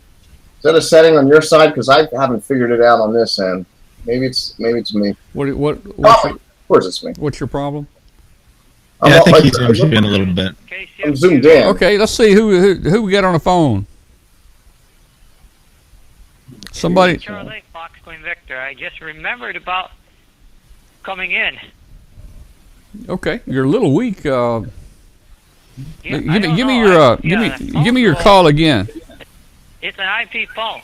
Okay. IP here. You want me to redial? No, you're okay. I'll try to turn your volume up a little bit right here. And what's your call? Mark, I'm up in Northeast Ohio. Oh, okay. Hey, Mark, Northeast Ohio. Yep, I just remembered that. Hey, wait, it's Tuesday night. So, yeah. I gotta check in there at least. I've been busy on Echolink and everything tonight. Okay. So I'll have to come back and watch the show again tomorrow morning when you get it done. Yeah, I think it was a good show, man. We had I expected the interview with Dr. Bob down at Heard Island to go maybe 10, 15 minutes, and we went almost 45 minutes. Well, so I've seen a couple of the Heard Island shows. everyone keeps showing them. No, it must be a good place to go. Yeah, it's a really remote place, that's for sure. Yep. So I'm going to let you go. All right. I'm going to listen out on the rest of the show here on the roundtable part. Okay, well, thanks for calling in.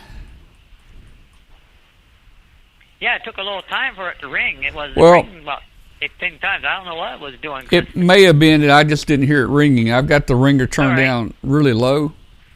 Right, yeah, because you don't want to interfere with the Well, audio on the when we originally, the other system we had, it was so loud it blew out the speakers at everybody that was watching. So, All right, well, I'll let you go. okay. Try to get more people in there. All right, thanks a lot. 73. Yep. All right, anybody want to join us? 901-286-1116. I can't figure this out, how to get myself to look a little bit better here. Well, what's wrong, Jeff? Oh, I look, I'm a little chopped, like I'm squished a little bit, and not as clear as it should be. I think Tom does that on his side, so he kind of fits you, so you can do the picture. That's your fault, Tom. Yeah, you don't stay here. Okay. So it doesn't quite match the picture we see of you when you come across on the Hangouts. Oh, the phone's ringing. It rings so quiet that I can't hear it. Let's see. Here we go. All right. Hello. Who we got on the phone? Tom, Yeah. how you doing, man? Who is this? Bravo 3 Romeo Whiskey Tango, Dallas, Texas. Oh, no, wait. Jerry. There he is. That's Jerry. Jerry, what's your call? Hello, Bravo 3 Romeo Whiskey Tango. Okay. AB3 RWT. Okay. Very good. Hey, I'm glad you called in tonight. Did you see any of the show tonight? No, man. The hell no. Had a Oh, couple of man. things I needed to do on the QTH before I could even join you guys. Well, I tell you what, you have to watch the reruns, because we had a video link all the way down just about to Antarctica for 45 minutes tonight. Yeah, man, I missed that. I was actually just logging in and I saw it and curious. I said, let me go take a look at what you guys are doing, and then. But I'm actually looking at your face here on the site, and I'm about to join the Hangout. So look for me there. Okay, Jerry. All right, man. 73 to catch you online. All right, 73. All right. Okay. So yeah, the people are asking in the room about the video is recorded, and it will be on our YouTube channel probably later tonight. If you missed the show, you can go to the W5KUB on YouTube and find it. Also, our new website. If you go to our new website, just where you watch the video, W5KUB.com, and there's links above there. One says archives. You can click there for archives and watch the previous shows, and there's other things on there. If you want to join our mailing list, we'll put you on our mailing list to send out emails letting you know what's what's coming up. And also for anybody out there, let's see, we still got about 60 people in the chat room, maybe a little more watching. Really like to ask everyone to join our W5KUB Facebook group. That's where you'll get information about all the shows, and there'll be pictures, and you can post ham radio stuff in there. So on Facebook, go to W5KUB.com, and we got a phone ringing. Boy, people are getting brave here. Hello. Hi, Tom. Russ, KG0BK. Did you miss me? Yeah, I did, Russ. I figured you'd call in tonight. Did you watch much of the show tonight? I watched the whole show tonight, as a matter of fact, and it was another good show. In fact, it's quite interesting. I do have one, at least one question. Do you know what the time is down where they're at Heard Island? Yeah, I do. It's let me give it to you like this. And I'm on Central Time, so let's see. I'm on Central Time. When it's 8 o'clock here at night, here, it's 6 o'clock the next morning there. So they are 10 hours ahead of Central Time. Now, are you out in Western somewhere? No, we're in Central Time. Oh, okay, so they'll be 10 hours plus 10 hours. So right now, what is 9? It's going on 10 o'clock. So 7 o'clock, almost. yeah, 7, 8 o'clock in the morning down here. Okay, that's what I was curious about. I'd heard some other people talk that thought they were receiving people. I don't know when their transmitting times are for sure, but thanks to your show tonight, I know it's DXAVE0EA.org. So I'm going to go there and see what we can. Yeah, or just put DXA3.org and it'll take you to the same place. DXA3.org. DXA3.org will. Okay. Yeah, and boy, I tell you that will give you a little map at the bottom. It'll tell you what band they're on. It'll tell you if they're on CW or sideband, and it's really neat. And also you can watch the map.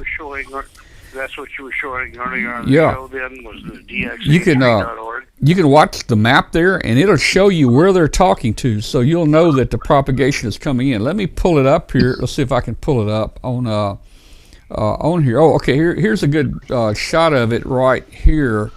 Let me see if I can figure out how to get this out there to you.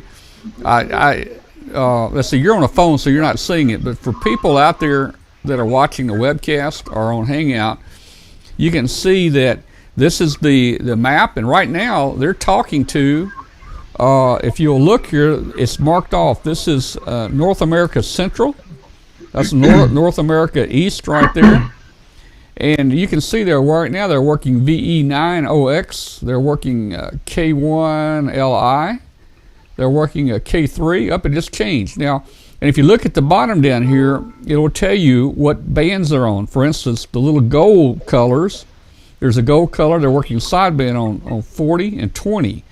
And if you look up on the map, you can see that those two stations are being worked on either 40 or 20 sideband. The green is CW, and they're working I'm W. I'm still on your video, so I can still see what you're talking about. Yeah. So this is kind of a cool deal, and I use the ham call or DX spots, and if you'll open up another browser on DX spots, you'll see everybody listening VK0EK, and they'll tell you what frequency they're listening on and what frequency they're transmitting on, and you can go right to them. It's just they're so weak here right now. Okay. Well, that was great, and in fact, I had to laugh when you said something about, well, you've been on your satellite phone now for about 45 minutes. I'm going, boy, that's got to be expensive. So just wondered how much you would ask viewers to send some more money down for your extended show. But that was really great tonight. Thank you for having that. Well, you're welcome there. I'll get off here now. Let you guys go back to it. Just wanted to let you know I was still here. Always watch the show, and thanks for having me in tonight. Okay, well, thanks a lot, Russ. You're a faithful watcher, and we really appreciate that.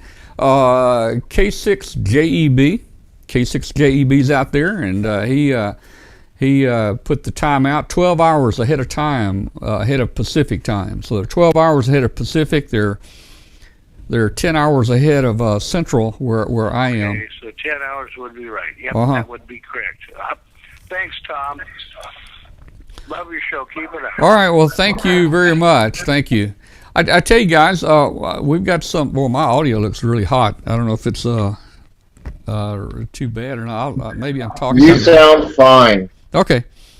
All right. One of some of the things coming up here soon. My friend Doug Wheelock, the astronaut that many of you guys talked to many times. He's going to be on the show here hopefully in a few weeks. As soon as he gets back from Russia, we'll have astronaut Wheelock on here with us. He's also going to be with us in Dayton this year. He'll be our co-host at Dayton. So come by and get your picture made with astronaut Wheelock. And I just talked to a friend of mine, Alan Weiner, Alan has been on our show before. We didn't have time to talk about everything, but Alan is world famous pirate radio, and he if you look up what is it, Radio New York International. Alan is the one that had the pirate radio ship off the coast of New Jersey, and the FCC shut him down, arrested him, and it's a wild story. But Alan does have owns several radio stations now and is licensed with the FCC. And Alan's going to be back on, and we'll probably talk a lot about those pirate days and everything. In fact, Alan owns the shortwave station that we're on tonight, the WBCQ on 5130. So Alan puts us on shortwave, and we really appreciate that too. So Alan, Yeah, Tom, it did pretty well most of the night for me. I had listened to it. It wasn't super strong. I'm about a 5.3, but I caught most of them when I went over and listened on 5130 there. Yeah, and people are saying WBCQ is not a pirate, and I understand that. WBCQ is not a pirate station. It is a licensed, legitimate station. What I'm saying is Alan, the owner, Alan Weiner, is famous for, back in the 70s, he was one of the big radio pirates on radio, I think it was Radio New York International, where they put the ship out off of New York. And so Alan has a lot of experience with pirate radio stations, but Alan is not a pirate anymore. He owns legitimate radio stations. And it's an interesting story to see how he came from being a pirate to owning a licensed radio station, and all the things he had to go through to get it. You know, it was a tough road, but Alan made it, and probably have Alan on here again maybe in the next couple weeks, and we'll talk about some of those things. Hey, Tom. Uh-huh. Yeah, I heard that one of the stations he owned years ago, he actually hired Howard Stern years ago, 30 years ago. Well, I don't know. I don't know about that. He was Alan was on the Howard Stern show. I know that's a fact. I don't know about the other way around. Well, that's interesting. I didn't know that. Yeah, he does. Yeah, so he must have. Wow. Yeah. I would have loved to have heard that one. I didn't know that. We'll talk. I think he mentioned it when he was on the show. Yeah, we'll talk about that when he gets on the show again. Yeah, ask him the question about Howard, because I heard something recently. What was the William? Do you remember what station that was? Was it? It was somewhere in New York, obviously. Which one is that? The one that Howard Stern worked at his station. I forget. I think it was back when he was on Clear Channel. Yeah, I don't remember. Oh, it was. I think it was well before Clear Channel. I don't think the gentleman that we're talking about ever was part of a Clear Channel network. No. He was on Howard's show. That's what I'm saying. Maybe I just asked Alan if he can get in touch with Howard Stern. Maybe we could get the two of them on here together. Wouldn't that be cool? Yeah. That'll never happen. Yeah. Oh, man. Let me check the chat room out here, see what's going on. So we all looking forward to dating? Yeah, I am. I think so. I guess. I was going. I'm hoping, got my fingers crossed, we're going to have internet. I'm counting on the IT staff at Hera to make it right. God, I hope so for your sake. They're ordering us. I think they're ordering us a 50 meg down, 5 meg up Time Warner connection to be installed. So if they do, I think we'll be okay. It's just the $400 to $600 is going to cost. It's a little tough. Why can't your system from last year work? Well, the last 4 years we have used Exceed satellite. Yes. Yeah, satellite. They decided not to go back this year. They're saying they have congestion problems, and that it would not only make us look bad, but it'd make them look bad. So they felt like it was better if they didn't do it, this year. So that's okay. I wonder what Bob Heil and Gordon West are going to do for their show. Well, I don't know. We all got this, at the same time. In fact, I was the one that told Bob that we need to do that, and of course after that, that's when Bob, got theirs put in, and then ICOM even jumped on the bandwagon after that. But I don't know. They'll do something probably. Bob, I don't think they use it more than a few hours. Oh, they never use the Exceed. Yeah, they use it probably, maybe 2 hours at one time and 2 hours at another, and I think that's about it. Yeah. Because I volunteered for them for the last couple of years, so that's I've seen what goes on. Yeah, I think they record like a segment for the Ham Nation show, and then they also do a live spot on Leah Laporte's Tech Guy radio show. Well, yeah, they do a live spot for Leo, and then they just do they record something for the Tommy from Amateur Logic. He records the show. Yeah. Not the show. The seminar that they put on. Yeah. All right. Well, Jeff, you've got to work at least 16 hours of the show at the W5KUB.com booth. So we're expecting to see you come by, man. I'll have your barcoded credentials that go around your neck that get you into the restrooms and stuff. Also, if you come to Collierville here, it lets you, on the W5KB campus. We've got a number of buildings here. It lets you in most all the buildings. All right, I told you, whatever you need me to do, just I'll be there. Not a problem.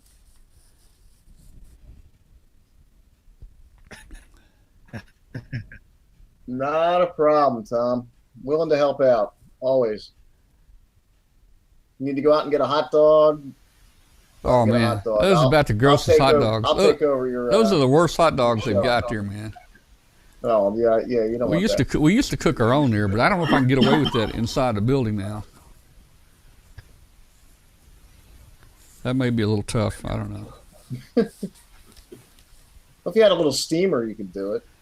Well, I tell you. We found that one of those little George Foreman grills worked great, man. You cook hamburgers and stuff on, you just raise that thing up, lay about 5 hot dogs in and close it, and about 20 seconds they're cooked. No one's going to stop you from doing that. Yeah, I guess I could put that everywhere. Anyway. I could probably put that under the table. The problem is I'd probably blow the circuit breaker. And he'll drop you out. They'll probably drop Flex Radio out and everyone. Yeah.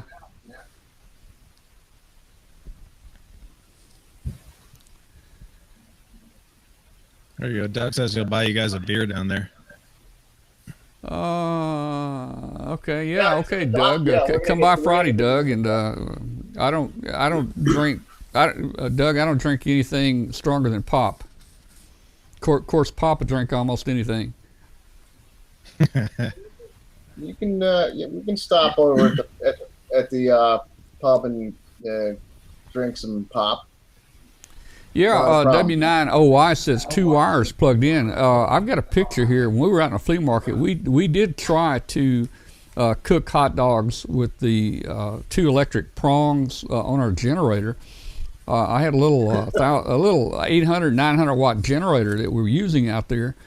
And I tell you, I had 2 stainless steel antenna rods, and we had that on those 2 on a 110 volt cord, And we stuck, I think, 4 hot dogs on there. And man, when we plugged that thing in, it almost killed that generator. Those hot dogs draw a lot of current.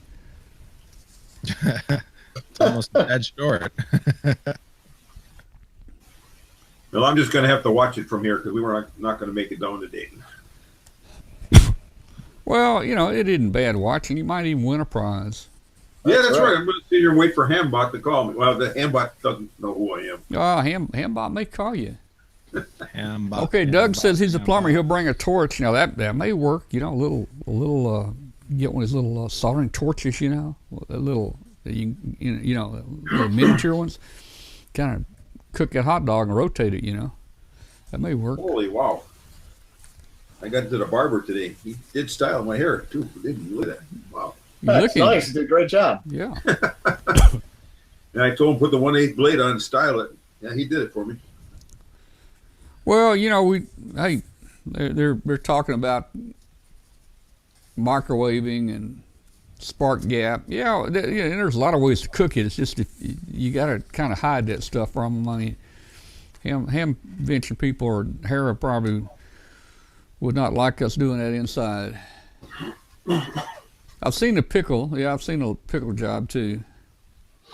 Oh yeah, Gordon can cook your pickle for you.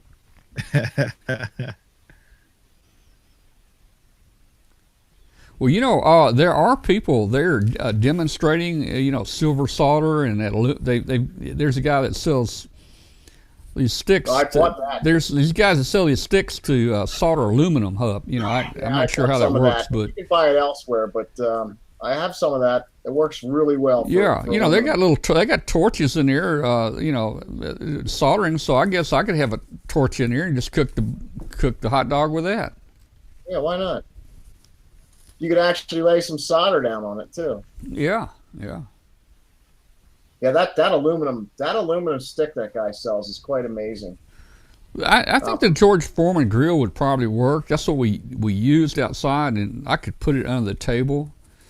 I tell you, oh man, you know, a couple years ago when Doug was with us, my astronaut friend, I bought him lunch. We finally took a break, and we went to one of the inside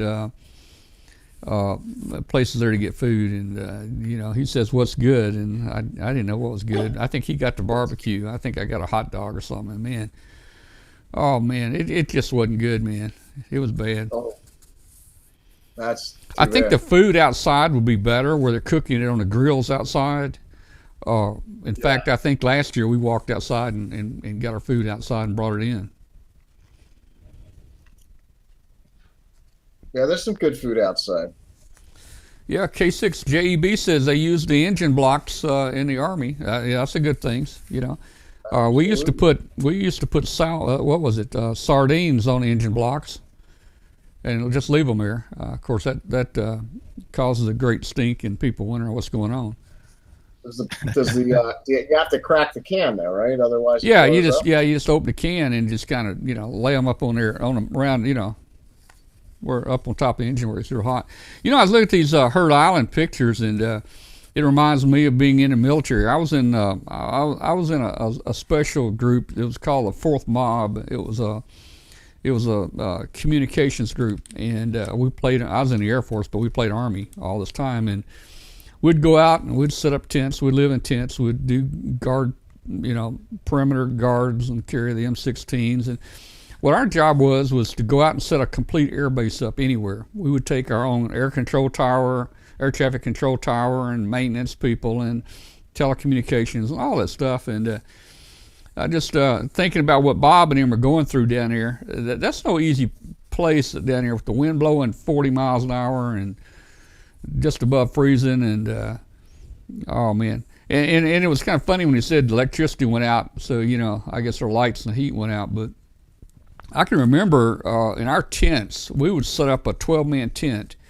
and we'd usually get called out on a deployment somewhere where it was snowing, and it'd be about 4 or 5 inches of snow, and we would set up our tents there, and about 3 days later, the inside of the tent, the snow would have dried up. But we just put a little potbelly stove right in the center there, and we had jerry cans outside with I thought it was JP4 fuel or whatever. Anyway, a hose running in, it siphons, and it just drips the oil into that potbelly stove, and you throw a match in there, and it burns pretty much all night, but it goes out about an hour before you wake up. And then, you know, wow. Somebody's got to go out there and take care of it.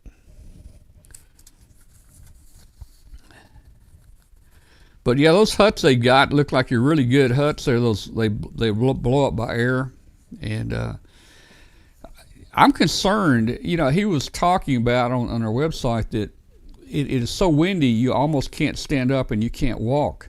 What if the wind is that bad or worse on the day you have to tear down and pack up? I mean, that is going to be I think miserable. you were trying to ask him that question. That was a great Yeah, question. that is going to be miserable, man. And But yeah, those huts, the what? like your really good huts there, they blow up by air. Yeah. You need to talk into your microphone. Yeah, who was that? That's Jerry. Jerry? Jerry? Yeah, guys, I'm back. Oh, okay. Talk into your microphone. Why you want me to talk into my microphone, huh? I don't think that was Jerry. I don't think that was Jerry, was it? Oh, it's somebody else. I am back, guys. I am back. All right. We're glad to have you back.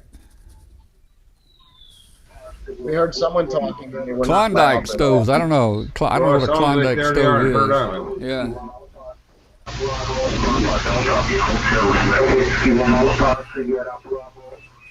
Everybody's calling for Heard Island on 7190. Really? I tell you, I listen. I never heard them, but I hear a lot of people on that I'm on their not hearing frequency. Heard Island, but I'm hearing everybody on the calling frequency. Yeah. I think Heard's going to be very weak in there, and they don't give their call, but every 3 or 4 calls, you know, they'll ID, but usually they're not giving your call. I'm not even going to try to get into a pile up like that.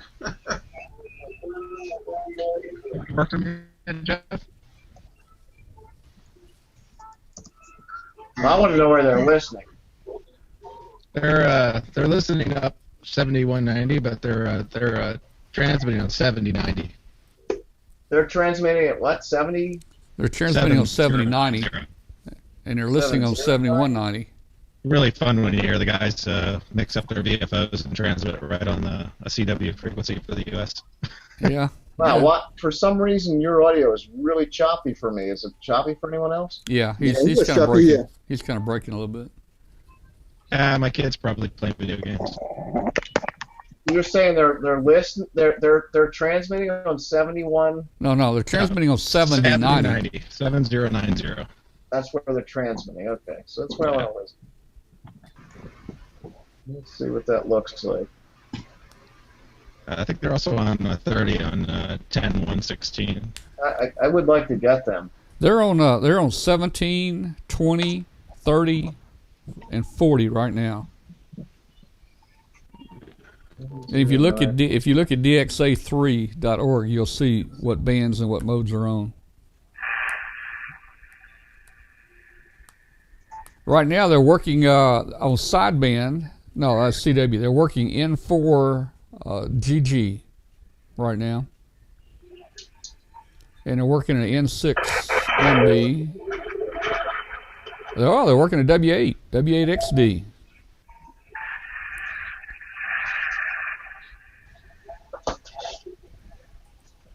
That map they've got on that website, it's really good. It shows you which way the signal's going and where they're landing.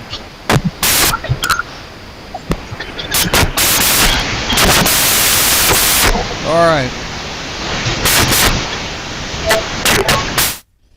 I don't know who's doing that, but we got a really bad noise coming from somebody.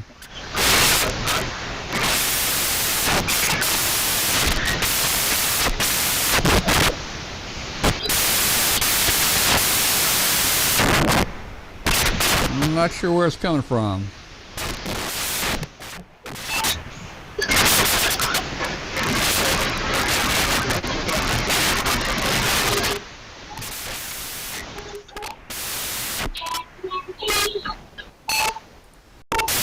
All right. Well, man, I don't know what's going on here, but somebody is causing some terrible noise coming back. Who knows? It may be me. Who knows?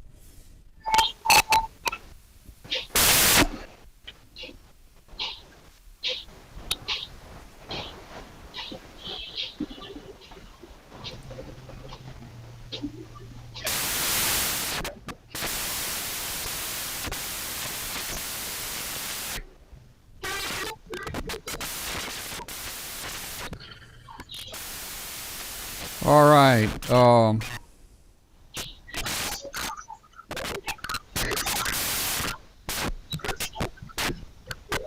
I can't. Can you guys hear me?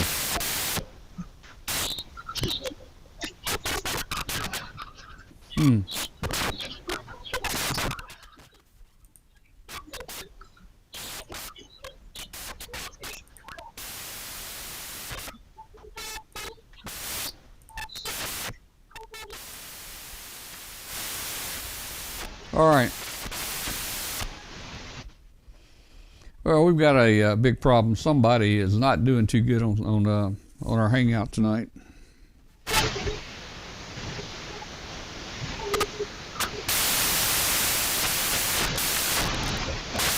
All right, let me see if I can figure out who this is.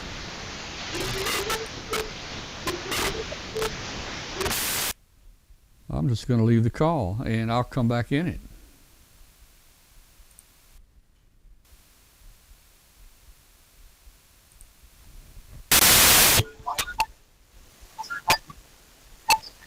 All right, somebody's got a terrible noise.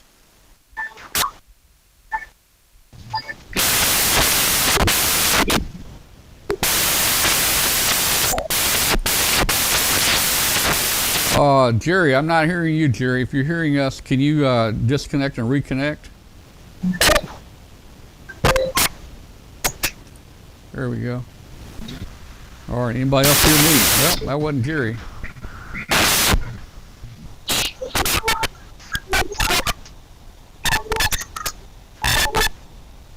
Gee.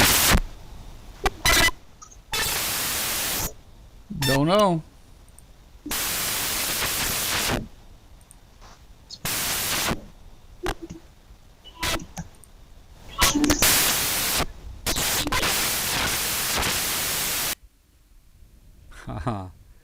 Okay, so let's see. Back to the regenerative receiver. Yeah, Klondike stoves. K6JEB said they're Klondike stoves. I never know the name of them, but basically they were just a empty pot-bellied cast stove, and the hose just dripped into the bottom of it, and you lit it. And they had a smokestack, it came out of it and went up through the tent. All right, let me see if I can get back on here.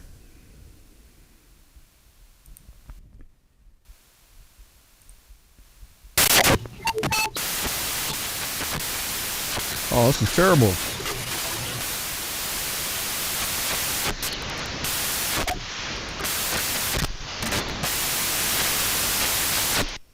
All right, well, I'll dial back in here in a minute and see if I can get them. I'll just play with the chat room here for a minute or two.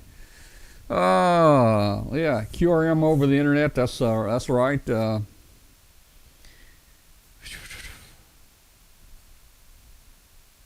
know what it was. Mike says he was muted. Mike, I muted mine too. KM1Z, bedtime. All right, 73.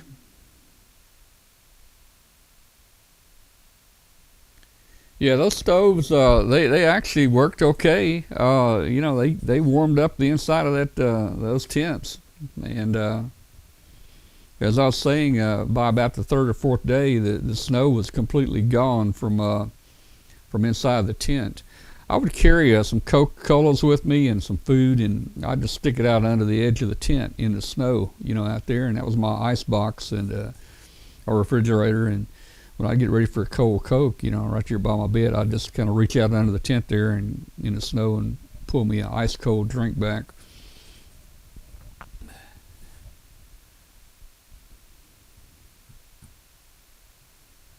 So let's see what we've got going here. Hopefully Doug will be with us soon, maybe in a few weeks, and he will be with us at Dayton. Oh, let's see. Let me try my thing here. Let's see. I'll be right back.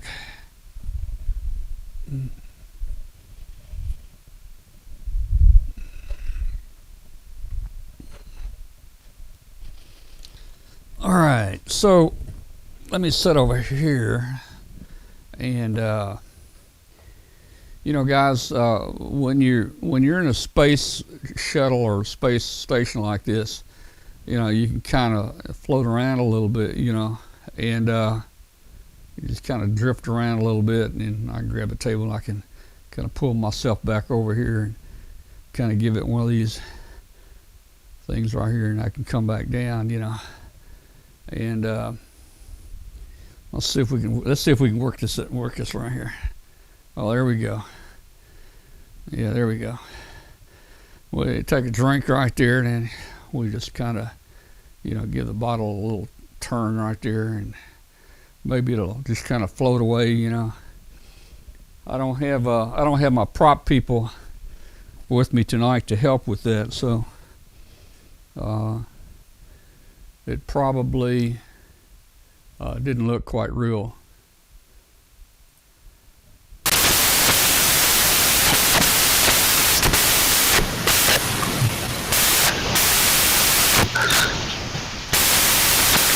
Well, I don't know if you guys are hearing me or not, but hey, it's too much noise.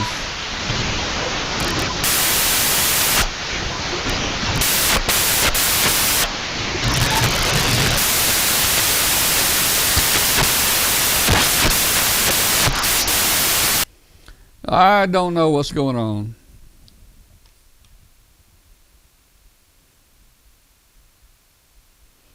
Whoever I see at the top of the hangout is the one making the noise. Let's see. Let me go back and see. Oh, let me go back and see who it is.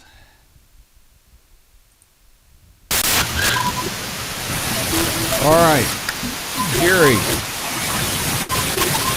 They say Jerry's making the noise. Oh.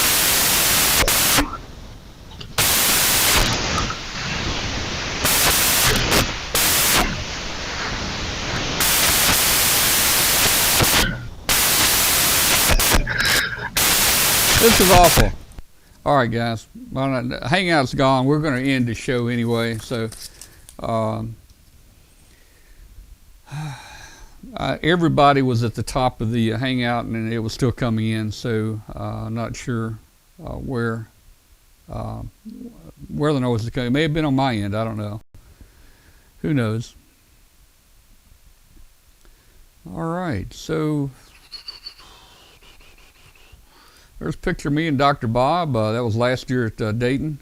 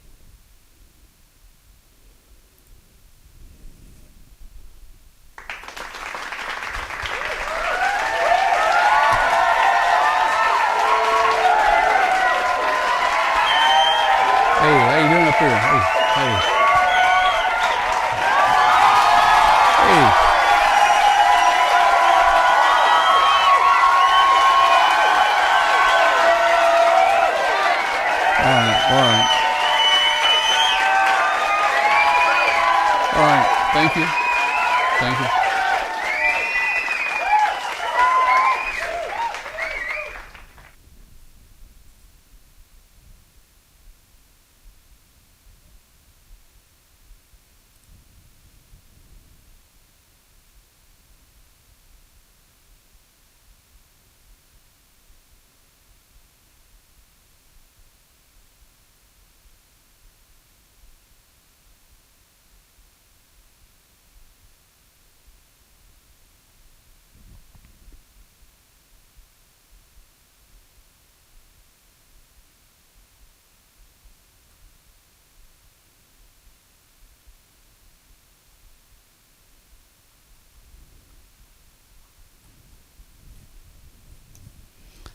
All right, well, we're going to go ahead and get out of here. Shut the show down, guys. We've been on a couple hours. Thanks to everybody for watching us. Help us spread the word, and let's make this a popular ham radio event weekly. We'll try to have a lot of good shows for you guys, and if anybody has any ideas for shows, please let me know. Bear with us on all the different switching. As you notice, I've got 1, 2, 3, 4 either mice or mices or whatever you call them. I use that to control a lot on the show with your bringing guests and so forth, and all the different special effects in.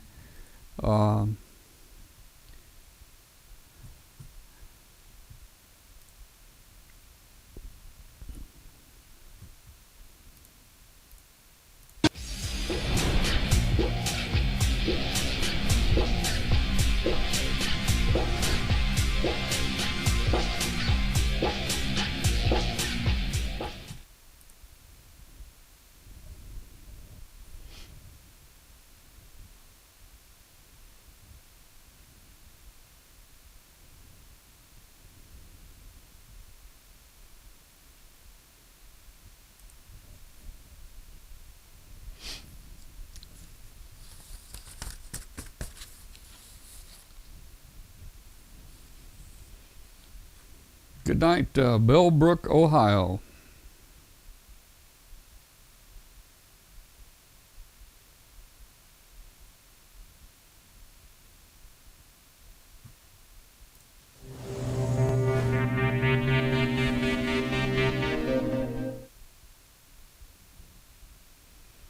Hello, Charles.